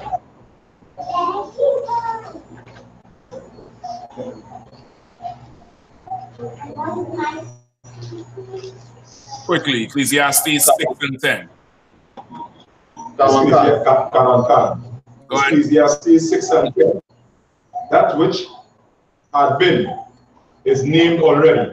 And it is known that it is man. And it is what? That it is man. That it is what? That it is man. Go ahead, keep reading. Neither may he be counted with him that is mightier than he. Read that last part again. Neither may he be counted with him that is mightier than he. You understand? So Tazo, you see it? That thing which is and has been. Right, go back to Ecclesiastes what? 1 and 10? 1 and 9, if I'm not mistaken. 1 and 9? Read that again. Ecclesiastes chapter 1, verse 9. The thing that had been, it is that which shall be, and that which is done is that which shall be done. And there is no new thing under the sun. All right, and we just read that thing is man. That thing that shall be is named already. It's man. So now replace man with thing and it. Right. And read it again. Come on, God. The thing that the man, slack, that had been, it is that which shall be, and that which is done. Okay, so with the it, you want to replace it with the pronoun like he, right? So you want to say the man that hath been, he is that which shall be. You get the point? Go ahead. The man that had been, he is that which shall be, and he which is all what was already here is he which shall be here. And there is no new man under the sun. All right then. So if there's no new man under the sun, nigga, Israelites who went in the grave, an Israelite, and coming back a Hamite is new. That's some new shit right there. That's some brand new shit right there. There's no new thing under the sun. What are you talking about? If you die a Hamite, you come back a Hamite. You die Israelite, you come back an Israelite. There's no new thing under the sun. Now, this proves reincarnation, that man comes back. You want to get specific with the whole thing? Give me 1 Corinthians 15. Okay. Give me 1 Corinthians 15 quickly, and then we get 1 Corinthians 11. Come on, God. What verse, sir?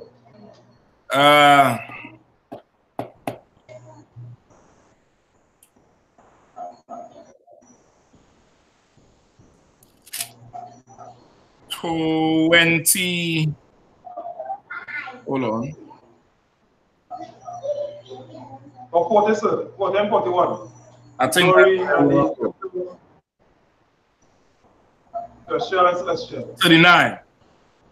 Come on, God. Yes, sir.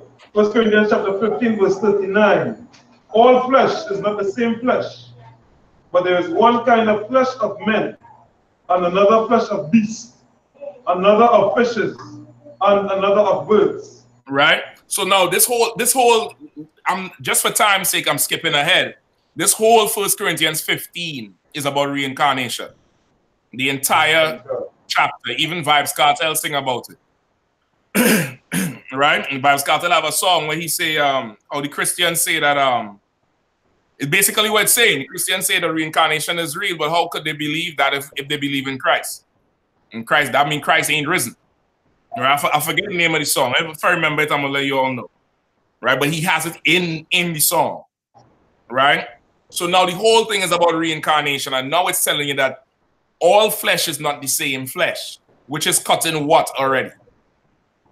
Like I said, that harm can be Israel or any other nation. We're working up to that because it said there's a flesh for man and there's a flesh for beast. So if you introduce that early, he gonna come back and say, see, man could have flesh. Me and you is flesh. You get the point? All right, we're working up to the other thing. But what does that cut initially? I'm gonna get it for time's sake. Hinduism. That if you was making it one life, you die and you come back a dog or a frog. Right? Hindus believe in reincarnation.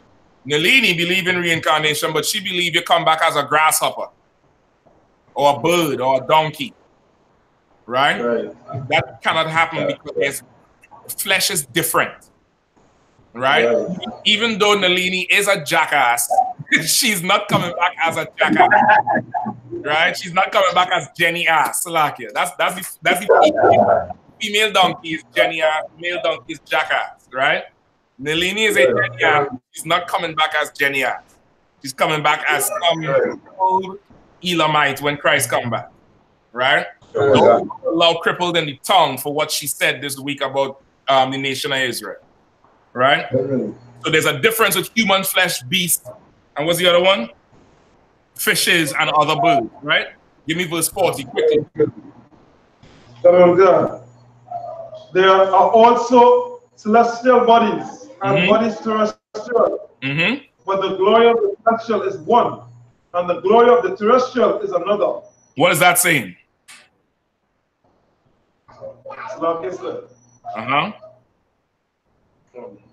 If I mean, right, the celestial is how that part is, which is the spiritual, if I'm mistaken, celestial is the spiritual part, right?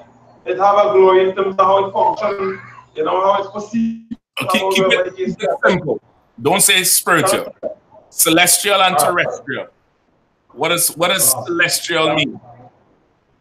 I'll give you my shot, sir. So, celestial is spiritual and terrestrial is like a earthly body. Okay, that's you're gonna mess with people's mind if you say it like that, because of course some people believe a sukunya is real and a sukunya is spiritual. You get me? Some people believe that. Some people believe, you know, a larger bless is a real thing. You get me? You don't want to stay spiritual and earthly. Terrestrial comes from the word terrain. Terrain, like the ground. There's some things that are of the ground, of the earth, earthly. What is the opposite of earthly? Yes, sir. Go ahead. Heavenly. Heavenly, meaning above the earth. right? Celestial, the stars. There's beings that could exist out there. And don't need no big fishbowl helmet, and don't need no special boots. They could just be out there. And then there's beings that meant for the earth. You get me? So when you put it like that, it makes a clear definition, because now you could introduce that the celestial bodies are angels, angelic beings, right? Those are celestial. The terrestrial bodies are you and me, right? There's one glory for the celestial. What is the glory of a celestial body? Right? So the name of the song is Life Goes On. Whenever you all get a chance, just listen to Life Goes On. He talk about it in the song. He say even the pastor tell you, if Christ is not risen, then your belief is in faith. Man must come back. Right? So that's just a sidebar on the whole chapter. The whole chapter is talking about reincarnation, all right? So now you have celestial beings. What is the glory of celestial? Come on, quickly, Akim. So like I said, go ahead. They could be able to function and live on the earth here. Celestial. Celestial. So like I said, they can move outside the earthly realm. That's one thing. That's one glory. What else? So like I said, for me, sir, it's a time that they produce like light, and they have different functions that assist us entering the shell beings. You're getting too spooky, Yuki. God damn. Then angels kill Sodom and Gomorrah.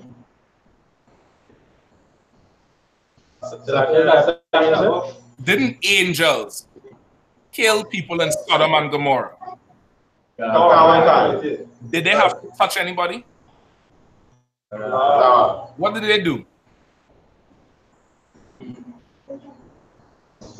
What did they do? Come on.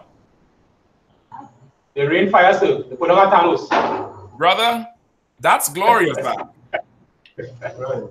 That's glorious, right? Listen, right now, I wouldn't mind the power for 5 minutes. I'll go rain fire on Debbie. Yes, specifically Ramla. Was it Ramai Trace? Ramlal Trace? Yeah. Just kill the whole of Debbie. That's it. It's done. I guarantee you nobody ever call in and say you dirty stinking nigger again. I guarantee you that. That's glorious, brother. That's glorious. That's a glorious thing. It's a glorious thing to be able to be, 12 feet tall with gigantic wings. And with the power of thought, you could appear anywhere and then be invisible at the same time. That's a glorious thing. Brother, it's a glorious thing to get instructions directly from the Lord at his face and then go carry it out. That's a glorious thing. You understand? That's glory. Terrestrial bodies, we have a glory. What is that glory?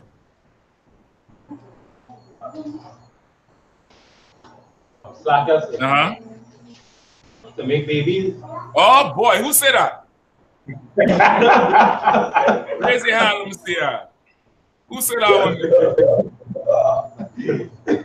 I got one you man after my own heart, brother. I'll take a drink. Sex. S-E-X. Niggas sing about this song all the time. That's a glorious thing, huh? That's absolutely glorious. It's absolutely glorious. I'm gonna do my Passover promotion right now. It's absolutely glorious to do your 6 months and pay your tithes and be of good standing in school. And if you're a woman, you go to your father or father figure, who's the officer or captain or general over you, and request permission to wear that white corsage next Saturday night. So that a strong warrior like myself, well, not myself, Galawan gonna be there. Galawan gonna go there and get all the white corsages and collect them all. Right? So a brother can step to you and persuade you to go lay down and catch hell. Get the point? And in catching that, what is she calling you? What is she screaming out? Oh God, brother, that's glorious. That's a glorious thing. I could tell. I teach you the Lord's name in without talking. Oh God, God, Jesus. That's not my name. That's a glorious thing, brother. That's glory. Let me give you another thing that's glorious of the terrestrial bodies. To grow up in hell, in poverty, in oppression, in Christianity or Islam or Rastafarianism or whatever, and to find a flyer one day and to put on all black, and to come in here and do your 90 days with blood, sweat, and tears, with late nights and early mornings, disappointments, challenges, and then to go out on the street and say the white man is the devil the Bible speaks of. Jesus Christ, you are black. Nalini, you're going into slavery. You're going into slavery, Nalini. Brother, that's glory. The angels can't do that. The angels can't do that, brother. The angels, listen, the scriptures say when one soul turns from sin, the angels rejoice. Meaning the angels are cheering you on. So think about it. We is like, God damn, the Lord tearing up that spot wherever with the tornadoes and the earthquakes, and it's really the angels doing it physically, but the Lord, of course, gets easy on all of it. And we is like, yeah, get it on. And at the same time, you are camp blazing or in a conversation blazing or in the class rocking it out. And somebody's changing their life because of that, and the angels rejoice. Each body has their own glory. The glory of a Hamite is not the glory of an Israelite. I'm trying to tell you. A plate in the lip, piss showers, and no clitoris, brother. That's not an Israelite, thing. A woman need that clitoris, you know that. That's how you control her. That button is controlled. They don't control the fraud. Imagine you remove the steering wheel from the car and you expect to drive the goddamn car. You need that button there. That button needs to, it needs to be there. It needs to be in control. Stupid Hamites, man. Listen, I think we passed the verse of 1. The verse of 1 says every seed is of its own self. We may have passed. Somebody can read. Keep reading. Whoever was reading. Verse 41. Alright. First Corinthians chapter 15, verse 38. But the Most High giveth it a body as it pleases him, and to every seed his own body. Alright. Every seed has its own body. The 12 tribes of Israel are the seed of Jacob. Right. Jacob has his own body. Ham has a different body. Ham's seed has a different body. From that body comes Hamites. From the body of Jacob comes Israelites. There's no way it could cross. Right. You understand? There's absolutely no way it could cross. You get me? Oh, okay. Well, that's what that might be a little bit long-winded for somebody who you're just battling on the street. I would just, go into Hamite history and how disgusting Hamites are and all the prophecy against Ham, and then show black people who we really are. You get me? Okay, what you telling me, this was just a conversation with somebody random on the street, right? Yeah, it's, I mean, you can waste your time with him if you want to, but yeah, you know what I mean?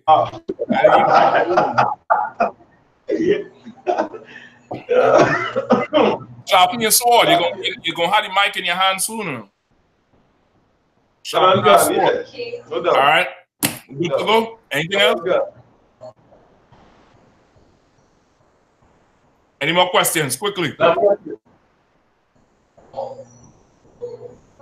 So ask something about just asking about what we don't in Trinidad here, right? Shab, right?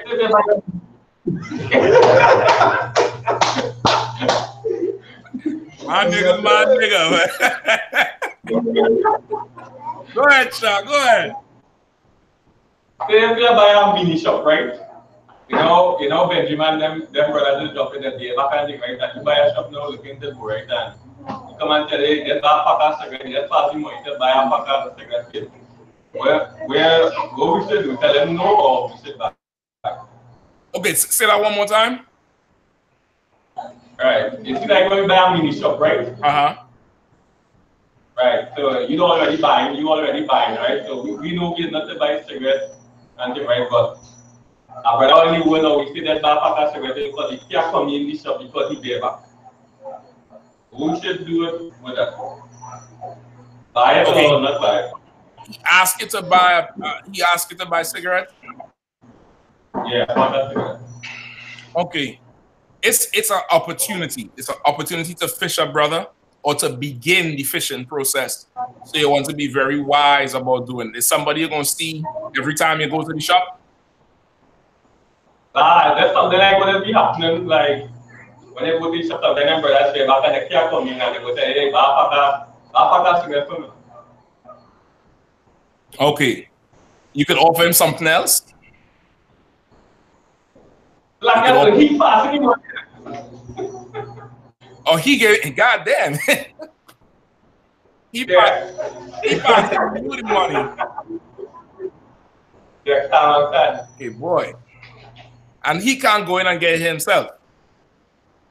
Yeah, because he gave back. Okay. You could tell him. Say, listen, brother, I would buy it for you, but I cannot do it. You know, I mean, this is against my belief. I can't buy the cigarettes for you, brother. But if you want, I could come back with a 6-pack and I could break down what I know. And maybe it might help you. You gotta word it in a way. You gotta word it in a way to let him know, you know, you can't do it, you can't do that for him. But if you want, you would treat him to a 6-pack.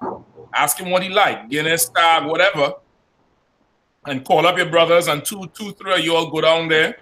One reading, one speaking, one with flyers, everybody on Shema, and you start fishing. And he'll get them cigarettes. Somebody gonna buy it for him. You just don't buy it for him. And don't stop him from smoking it either. See if you could fish it. He gonna stop on his own.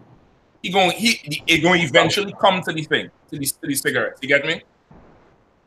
You can use it as an opportunity to fish. Any contact you having with anybody right now, brother, just, you know, strike up a conversation about whatever. They come to you, hey, what do you think about you know, Patrice Roberts? Well, you know, shit, you know, her song was so and so and so and so, but you know, the Lord says so and so and so. I don't know, you know, I mean, you find a way to work it in without sounding like I'm goddamn missionary.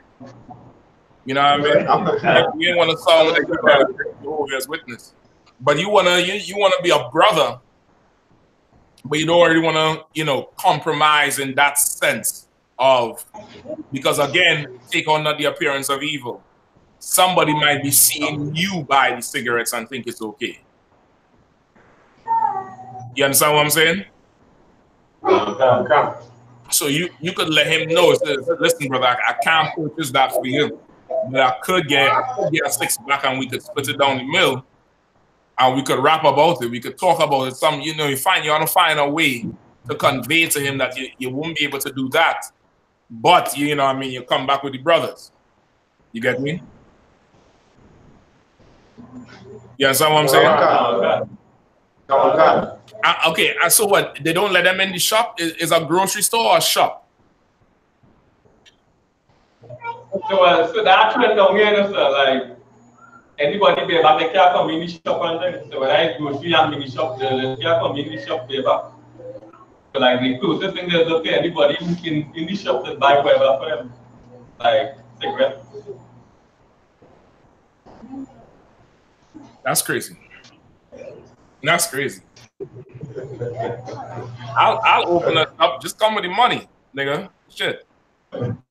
I'll cover my eyes when you come in here. What you want? Yeah, give me here. Give me the money. That's some real weird ass shit, like. Anyway, but yeah, I would let him know that. Now, if it is he's asking for the money to buy it, you could just give him the money, and he do whatever he wants with it.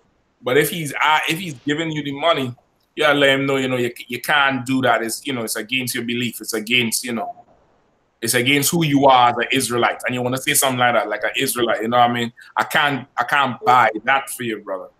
You know what I mean? Speak to him with some respect and explain yourself. You know what I mean? I'm an Israelite. I can't go in there and buy that for you. You know what I mean? He might not understand it. He might not understand it, but you could, you could convey it. It could be a conversation where you could start fishing brothers in. You know what I mean? Yeah, I mean, I would just go to some of them stores when them brothers is hanging out and go buy, something every day, a chubby or something, and just leave some flyers. Leave some flyers on the counter.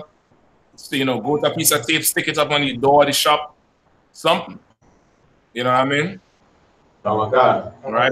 It's an opportunity to fish. It's an opportunity to wake your Israel up. All right. Any more questions? Are we good?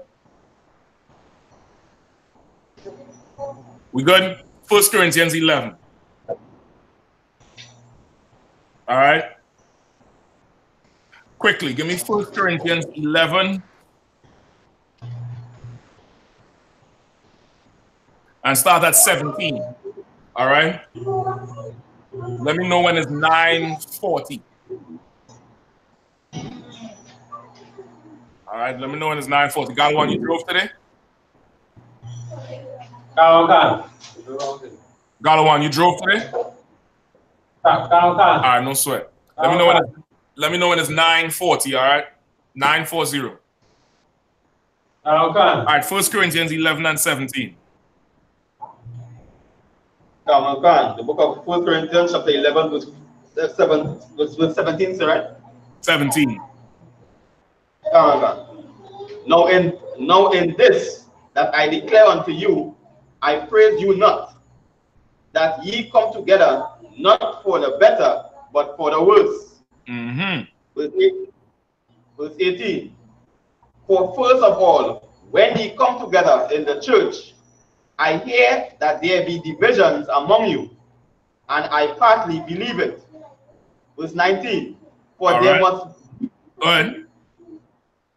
must be also heresies among you, that they which are approved may be made manifest among you. All right. Stop right there. Stop right there. Okay, so who's speaking here?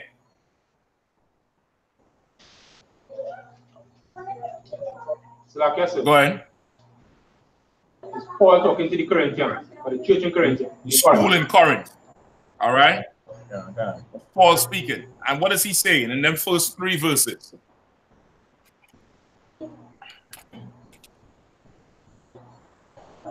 Come on. He was saying that he doesn't agree or he doesn't praise what they are doing, in that they're coming together. When they come together, they're not coming together for the better, but for the worse when they assemble. Because of confusion. What does that mean? Like I said, because of the, I believe the confusion that is being brought, or because there's this harmony between them when they come together.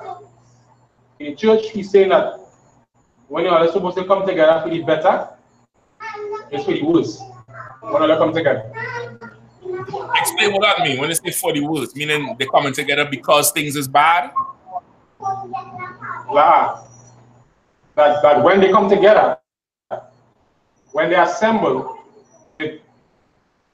because of what is being done or being discussed or being argued about, instead of you're coming together to do the will of the Most High, that not happen when they come together.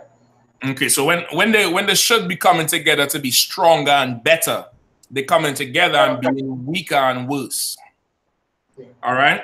What does the second verse say? Verse 18. Verse 18. For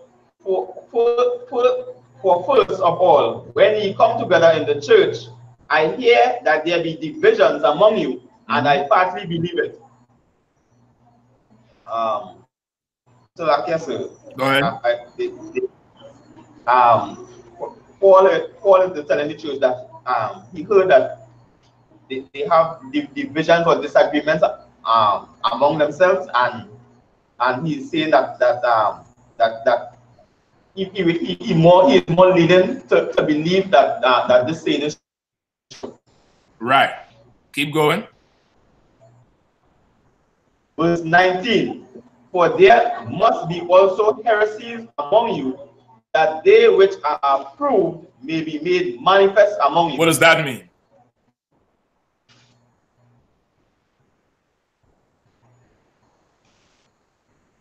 So like I said, I'm taking I guess after this. Come on. All right. What the scripture basically saying is that during the times that are not so good, right, is when you usually would see the people who would stand strong. Yes. Right? He said he believe it because, okay, as the scripture say, heresies must come. Right?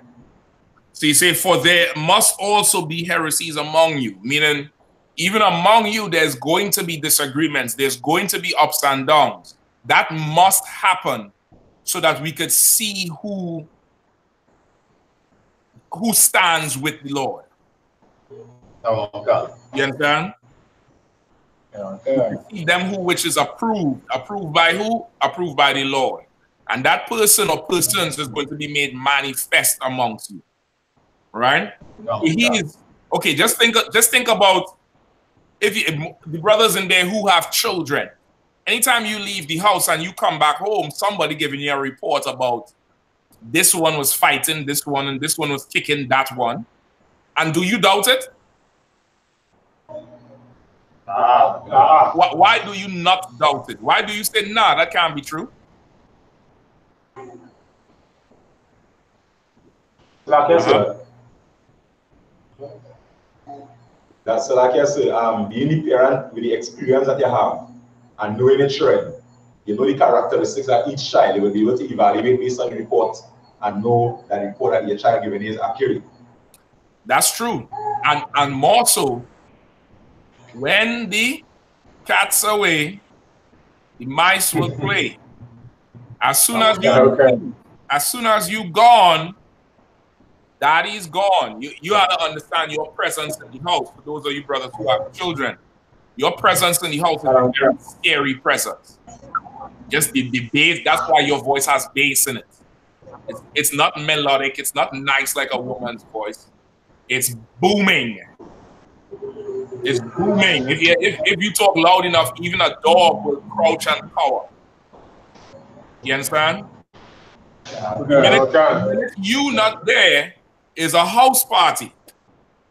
You know, this child, I want all the peanut butter on my sandwich. The other child, nah, I need to get some. No, you not getting none. And before you know it, they scrap it. Right?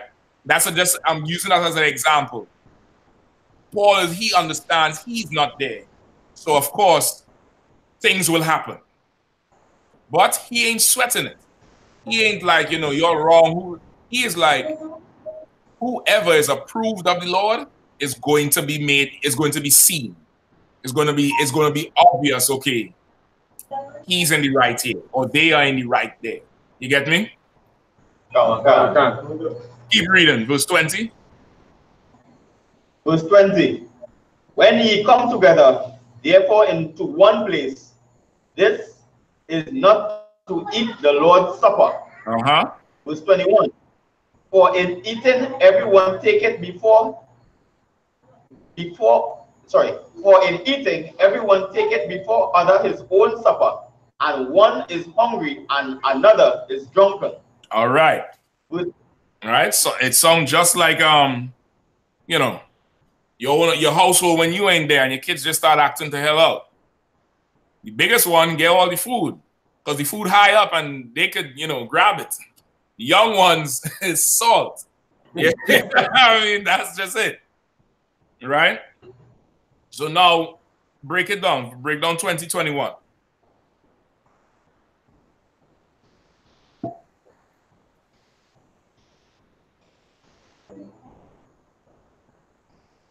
like I said, if I may.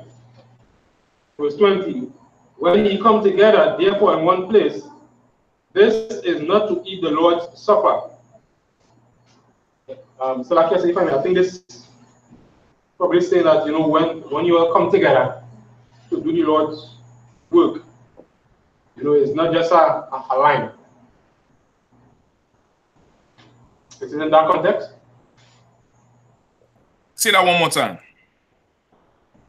That when they come together in church, it's not just a line. It's not just come to eat a gallon or to do the work on the most side. Okay, when you come together, it's not just for hanging out. God. Okay, I'll take that. Anybody else? Like I said, talking about it's not just the power. What in the Lord's house? Not just the power, anything, it can be food, drink, whatever it is. Not just the power stuff, man. Now about that, you come together to just the power stuff then. Okay, you ain't coming together for your own selfish gain. Okay. The Lord's Supper. Like Go ahead. Is he trying to deal with the spirit in which they come together? Yeah. Right? In terms of the spirit in which they come together. When they come to eat the Lord's Supper, there's a seriousness in what you're doing, coming together in brotherhood, rather than just, you know, a casual type of, you know, like if you're just out in the world, lying, relaxing, etc. True. True. I'll take that. What is the Lord's Supper?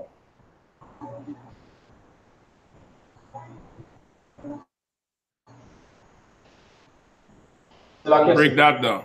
Or break it's two parts to it, but give me the obvious one that's right there. So like I say, is it the communion service? What we call it now? We don't call it communion service. I don't know. Galwan, I've been calling it for weeks. Niggas talking about communion service. What the F is going on? What the EFG is going on?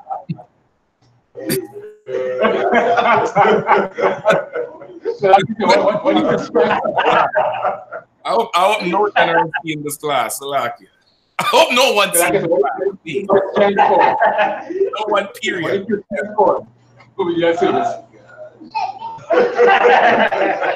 Next person, somebody else. Go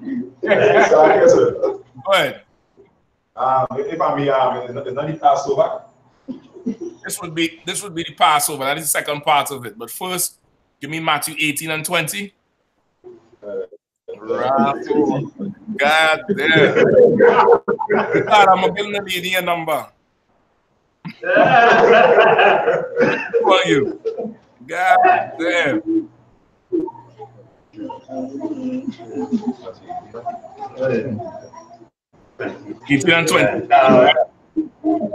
Matthew 18 and verse 20.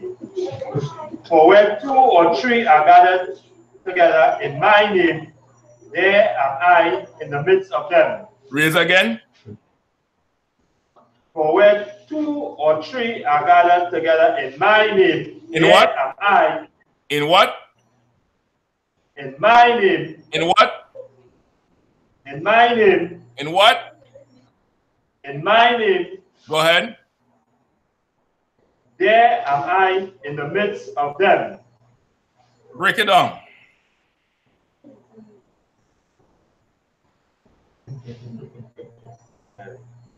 What does it say?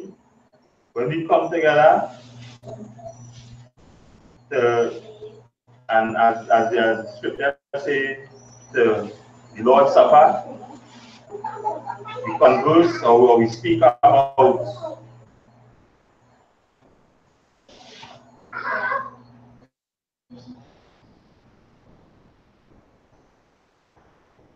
I'm listening.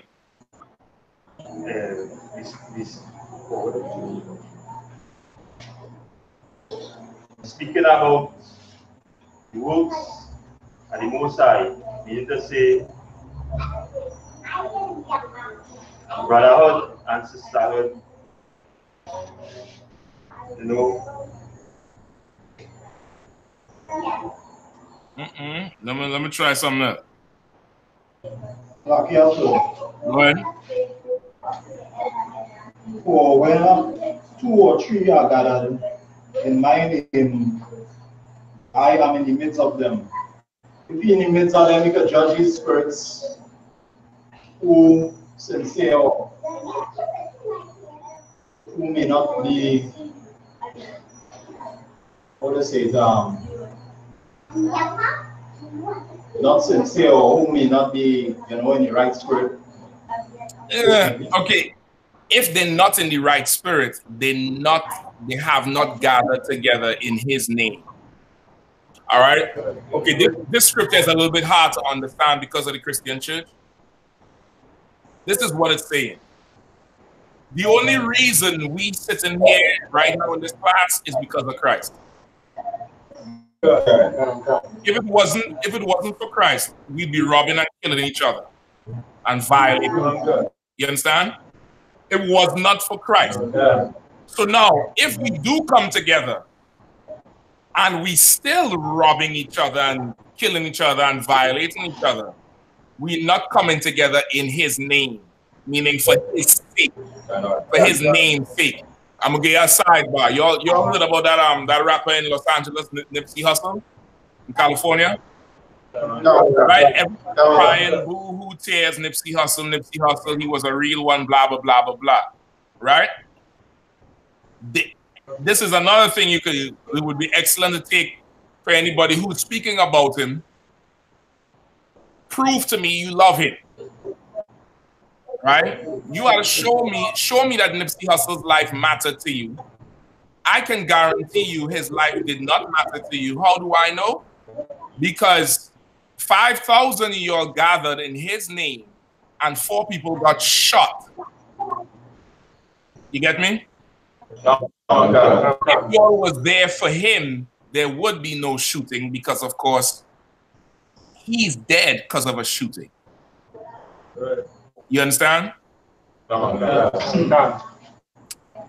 now, if it is we gather in the name of our king, meaning we come because of him, we can't be doing to each other the things that got him killed. You get me? We gather together in his name. And we have to remember that. The only reason we know each other is because of Christ. That's the only reason. Where 2 of you are gathered in my name, there I am also. So now go back to verse 20. Whoever was reading 1 Corinthians, quickly, because we over the time.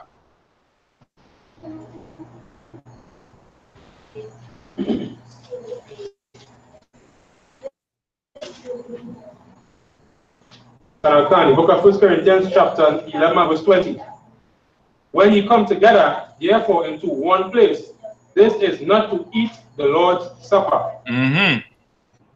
When you gather together in one place, this is what Paul is telling them. When you all gather together in one place, you all ain't gathering for the sake of the Lord. And you all in that spirit. You all ain't coming together because you're a changeman and you'll serve a king. Because if you're a changeman and you serve the king, there would be strict order. There would be strict top-down order. You understand? 21. Verse 21. For in eating, everyone taketh before the other his own. One is hungry and another is drunken. All right. If everyone takes before his own, what is that going on there? So like I said, showing that there are no order. There's what specific UPK word? What type of order? Go ahead. Is it brother and son, no brother and son? That's true, but it's a certain phrase. Go ahead. Rank and order, sir. Rank order. There's no rank. That's why every man takes before his own. His own what? His own turn, his own rank, his own order. You get me? You're supposed to go down from the highest man down to the lowest, and then the woman and the children. You understand? And he's telling them, one man eat too much, one man hungry, and the next man drunk. And you all call yourself coming together for the Lord's Supper. Paul is checking them for their behavior after Passover. You get me? He's checking them. Go ahead. Verse 22. And sidebar, it letting you know when there's no order, it's the spirit of the Antichrist. It's the Antichrist spirit. Not a spirit of the Antichrist, but a spirit of Antichrist. All right? Because there's no the Antichrist. All right? It's just, you know, Christ-like and Antichrist, meaning not like Christ. You get me? Oh, God. Okay. Go ahead. It's 9:40. Oh, shit. Give me a few more verses. Verse 22. What? Have ye not houses to eat and to drink in? Or despise ye the church of God? And shame them that have not? What shall I say to you? Shall I praise you in this? I praise you not. What does he say? What does he say in there? Like I said. He basically checking out and telling them, all you have food and drink home, or you can eat as much as you want, drink as much as you want home. You understand? Why you come in the church or in this gathering, in the Passover, and get on in that kind of manner. Yeah. Say it like how niggas would say it.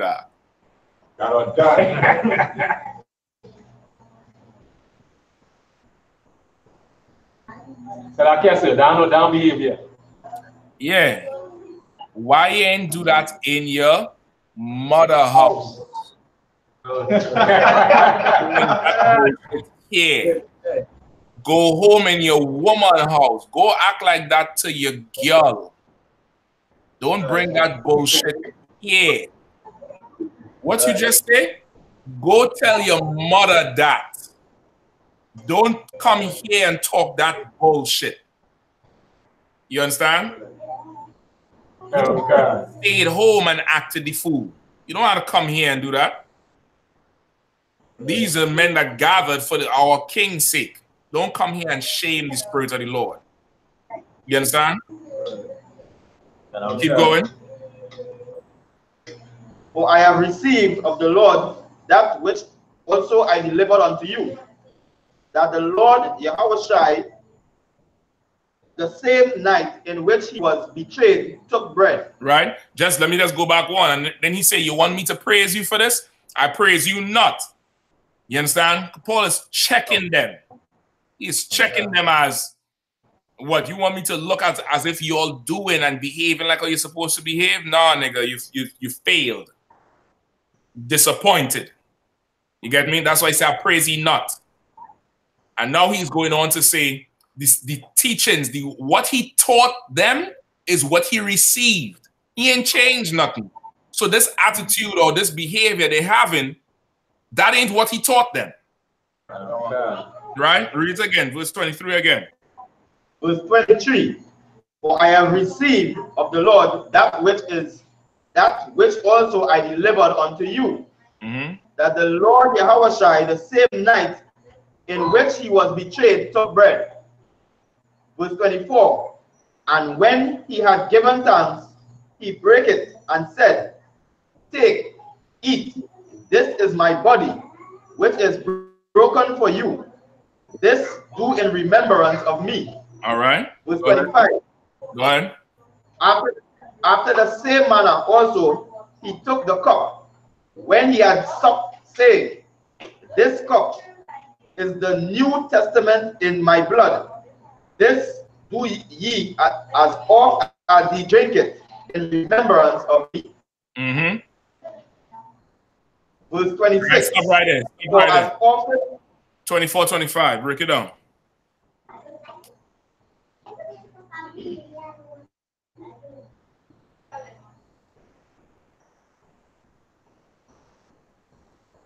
Come on, quickly, Akim.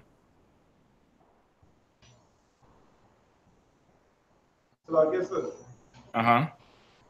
If I may, sir, right? Is he talking about Yahushua, the same example is said that he also received, right? As a twofold. So the same way that we eat the bread and drink the wine, the same way we put out and see what we have towards one another, the same thing to continue to do. Say that last part again. Somebody hold John 12 and 24 for me. Right? Just one brother hold John 12 and 24. Say that part again, so go ahead.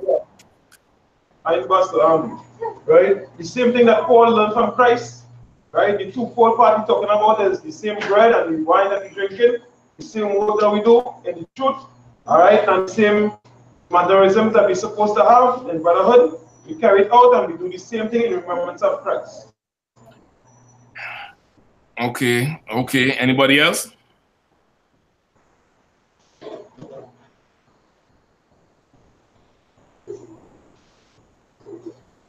Anybody else? So like yes, sir. Go ahead. Yeah, if I may, sir, based on what you said in those 25, sorry, so like 24 and 25, is eating of the bread and drinking at the cup, sir. It's basically showing the disciples to remain in the work that he taught them, to remain doing the things that the scripture said to do. That's true too. That's true. So I guess go ahead. Who's up? Come on, quickly. Go ahead. Who's that, Baya? Osha? Like I said, he's saying this is the sacrifice I make. So make the same sacrifice too. Say that one more time, man. This is the sacrifice I make. I want to make the same sacrifice too. Boy, listen, man. Listen, man. Give him a hand. You zero all the way in on it, brother. You zero all the way in on it. He's saying, this sacrifice I'm making, you take it and benefit from it. Don't make the sacrifice be in vain. How would our action make his sacrifice be in vain? So like I said, go ahead. Is it by doing what the students are doing in school? They are only passage was reading in terms of just coming and just do something. Being out of order, not giving a goddamn about the next man. You understand? Being worldly. You understand? That's how his sacrifice ain't gonna matter. But you drink, just like imagine you're eating food. Imagine you would eat food and the food does nothing for you. That's how Christianity is, where you say you serve in Christ, but you're not doing it. That's why our communities are the way they are. You understand? Because they're not benefiting from the spiritual food, the bread and the blood and the wine. You say, this is my body. As eat this in remembrance of me. This is my blood. As often as you drink this, do it in remembrance of me. This is what it is, and this is what it is. Slackies. Skip me to no, I'm gonna get it first. This is what it is. Here, this is gathered together for Passover. That's why Paul is making the Passover reference. That's why he said, even on the Last Supper, you all know the Last Supper, how they always showed Christ to the 12 disciples? That was Passover night. You understand? Now Christ was having the Passover meal. And him and his brothers. One room in a little upper room, and they was doing things in rank order. When you go back and read it, it tell you he broke the bread and started giving it out. Rank order. Same thing with the wine. He's telling you here, listen, as often as you do this, do what? What is he talking about?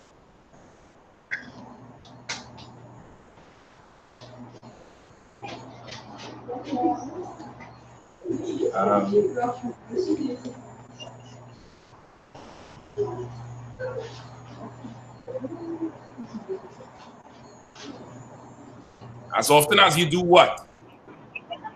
Like I said, Go ahead. As often as you eat and drink together. Give him a hand. Give him a hand. Go ahead. As often as we eat and drink together, you know why? Because you would not be eating with Bariath if it wasn't for Yahushua. I wouldn't be eating with Matkoyak if it wasn't for Yahushua. Galwan gonna come up here next week. I'm gonna listen after the Passover. Galwan going everywhere. I ain't think he coming back to Trinidad. It's like, yeah. Because that wouldn't happen if it wasn't for Yahushua. I wouldn't know who he was. Who I was. And if we saw each other, we'd be at each other's necks. You get me? The only reason you all have each other's phone number, text each other, call each other, in each other's homes is for Yahushua. So when you go to break bread and eat and drink and be around each other, do things decently and in order. Because there's one brother who is not there to drink with you. And he is the only reason you're there drinking with each other. You understand? Read verse 26.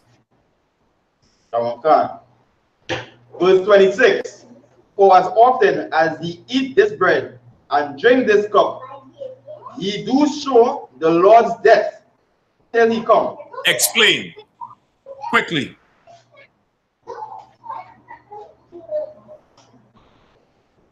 Go ahead. If I may say, right? Is it talking about as often as we come and eat and drink in the same order that we reference, so we respect Christ laid down his life and set the example for us. We respect that we're going to continue in the same spirit. So we appreciate this sacrifice. Okay, I'm a little too complicated. Keep it simple. Keep it base level simple. Somebody else. Raise your hand. Raise your hand. Let me see who it is. Who's there? Go ahead. Go ahead, your card. Is it what you say here, if I may? That for often as you eat this bread and drink this cup, ye do show the Lord's death till he, which means the rank and order that Christ set. He made an example during Passover night. You be continuing to the rank and order. And to continue what he did from that time. Okay. Until he comes. I'm gonna give one more person. You on it, but I'm gonna say it in a way that's not as static. All right, not as robot. A slightly different way. Go ahead. Anybody? Last person, quickly. Go ahead. Say that one more time. Well, that we're supposed to be doing, because at that time he's gonna come back and drink with us. But there's something missing. I'm gonna tell you, read the scripture one more time, somebody, quickly. The book of 1 Corinthians, chapter 11, verse 26. For as often as ye eat this bread and drink this cup, ye do show the Lord's death till he come. As often as you all keep the brotherhood of Christ, you prove to the world that Christ lived and gave his life until he comes back. The reason nobody believes in Christ and believes in Ma'at and believes in Rastafari and believes in Nipsey Hussle is because we kill each other and murder each other. It's because we take advantage of each other. It's because we don't care for each other. We don't forgive each other. We don't give each other the benefit of the doubt. We quick to have the evil thoughts about each other. We quick to, jump to some conclusion. We quick to, take advantage of the slightest weakness. You go to rob a brother. You get me? As often as you take this cup, you show the Lord's death until he comes back. You prove that Christ came and gave his life for us. You get me? You understand? Okay, we 1 week away from Passover, right? And I want you all to take this not just for Passover, but for the rest of your life. Because you're going to take to the street arc and you're going to be battling legion in different forms. Sometimes in a crowd, sometimes in one person. Sometimes in the authorities. Remember, the only reason you're there is because of Yahushua. It's not for you, not because you're special, not because, you know precepts or you could build stuff or there's nothing special about it. Nothing. He picked soldiers to go to war. You ever see a draft? There ain't nothing special about somebody in a draft. You think? There's nothing special about somebody in a draft. You able-bodied, go to war. Remember that. Because that's how you show that Christ came and gave his life for this nation. That's how you're going to fish. By how you all roll together. How you all roll hell or high water, thick or thin. The brotherhood of Christ must prevail. The bonds of loyalty cannot be broken. You understand? It could be strengthened. It could be added to. But the bonds of loyalty cannot be broken. You understand? All right. So, with that said, we're going to add more to the bonds of loyalty tonight. All right? Sharp, boy. Sharp, boy. Step forward,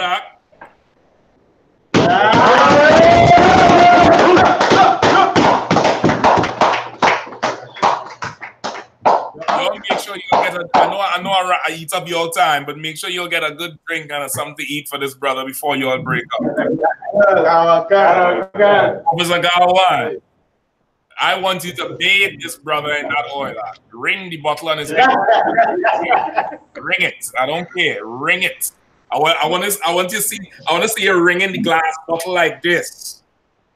Run down his beard like Aaron. You understand? Ring it on him. Ring it on him. This brother done came in here and listen, keep pouring out. Let it pour.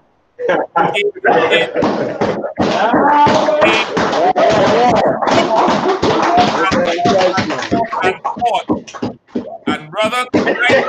I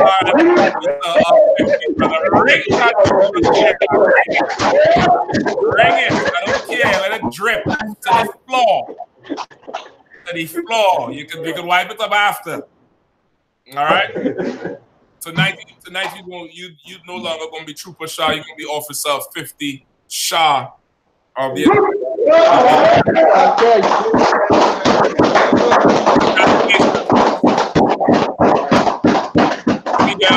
Let me get Galawan and Swap y'all up front. We're gonna just do the prayer.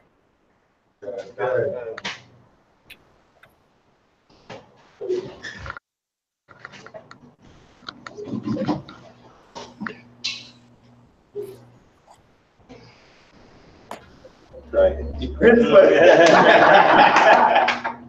Prince, right? Sharp. All right, Galawan, you all ready? All right, no sweat. Hold on. Bear with me one. I'm gonna pull it up real quick.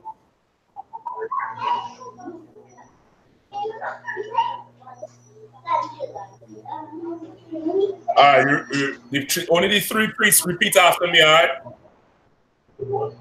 Okay. Yabaraka Yahweh. Yabaraka Yahweh. You all ready? Yabaraka Yahweh.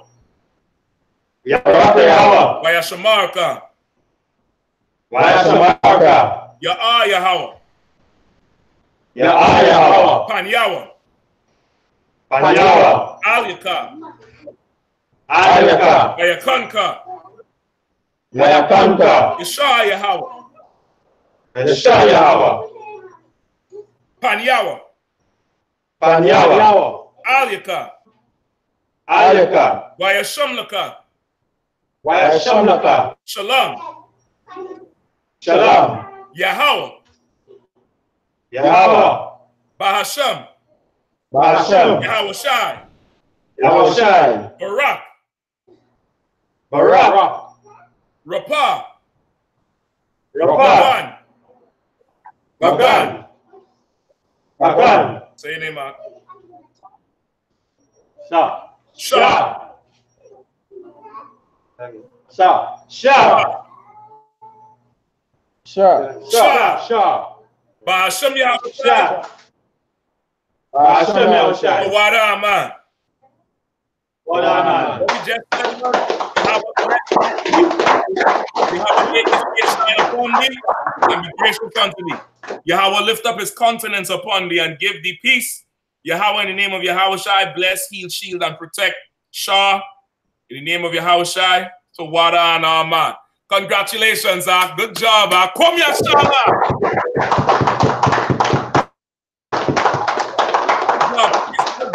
Good job. All right, Akim, we're going to salute out, all right? I mad him. All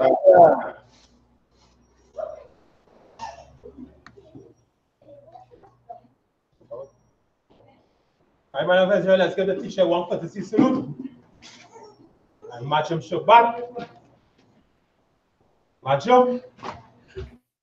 Rock. Yahweh Hashem Yahushai Brakatham. Yahweh Hashem Yahushai Brakatham. Come here, Shala. Come here, Shala. All right, Hebrews. Congratulations, good job. Go ahead, Shala. Go.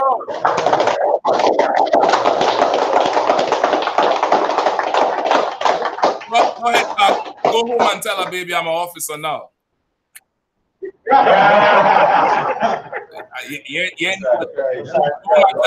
Man say you don't know what this feels like yet, but you're about to. You're about to get some terrestrial glory. All right, Akim. It's like, no, you'll stay on, all right? Yeah.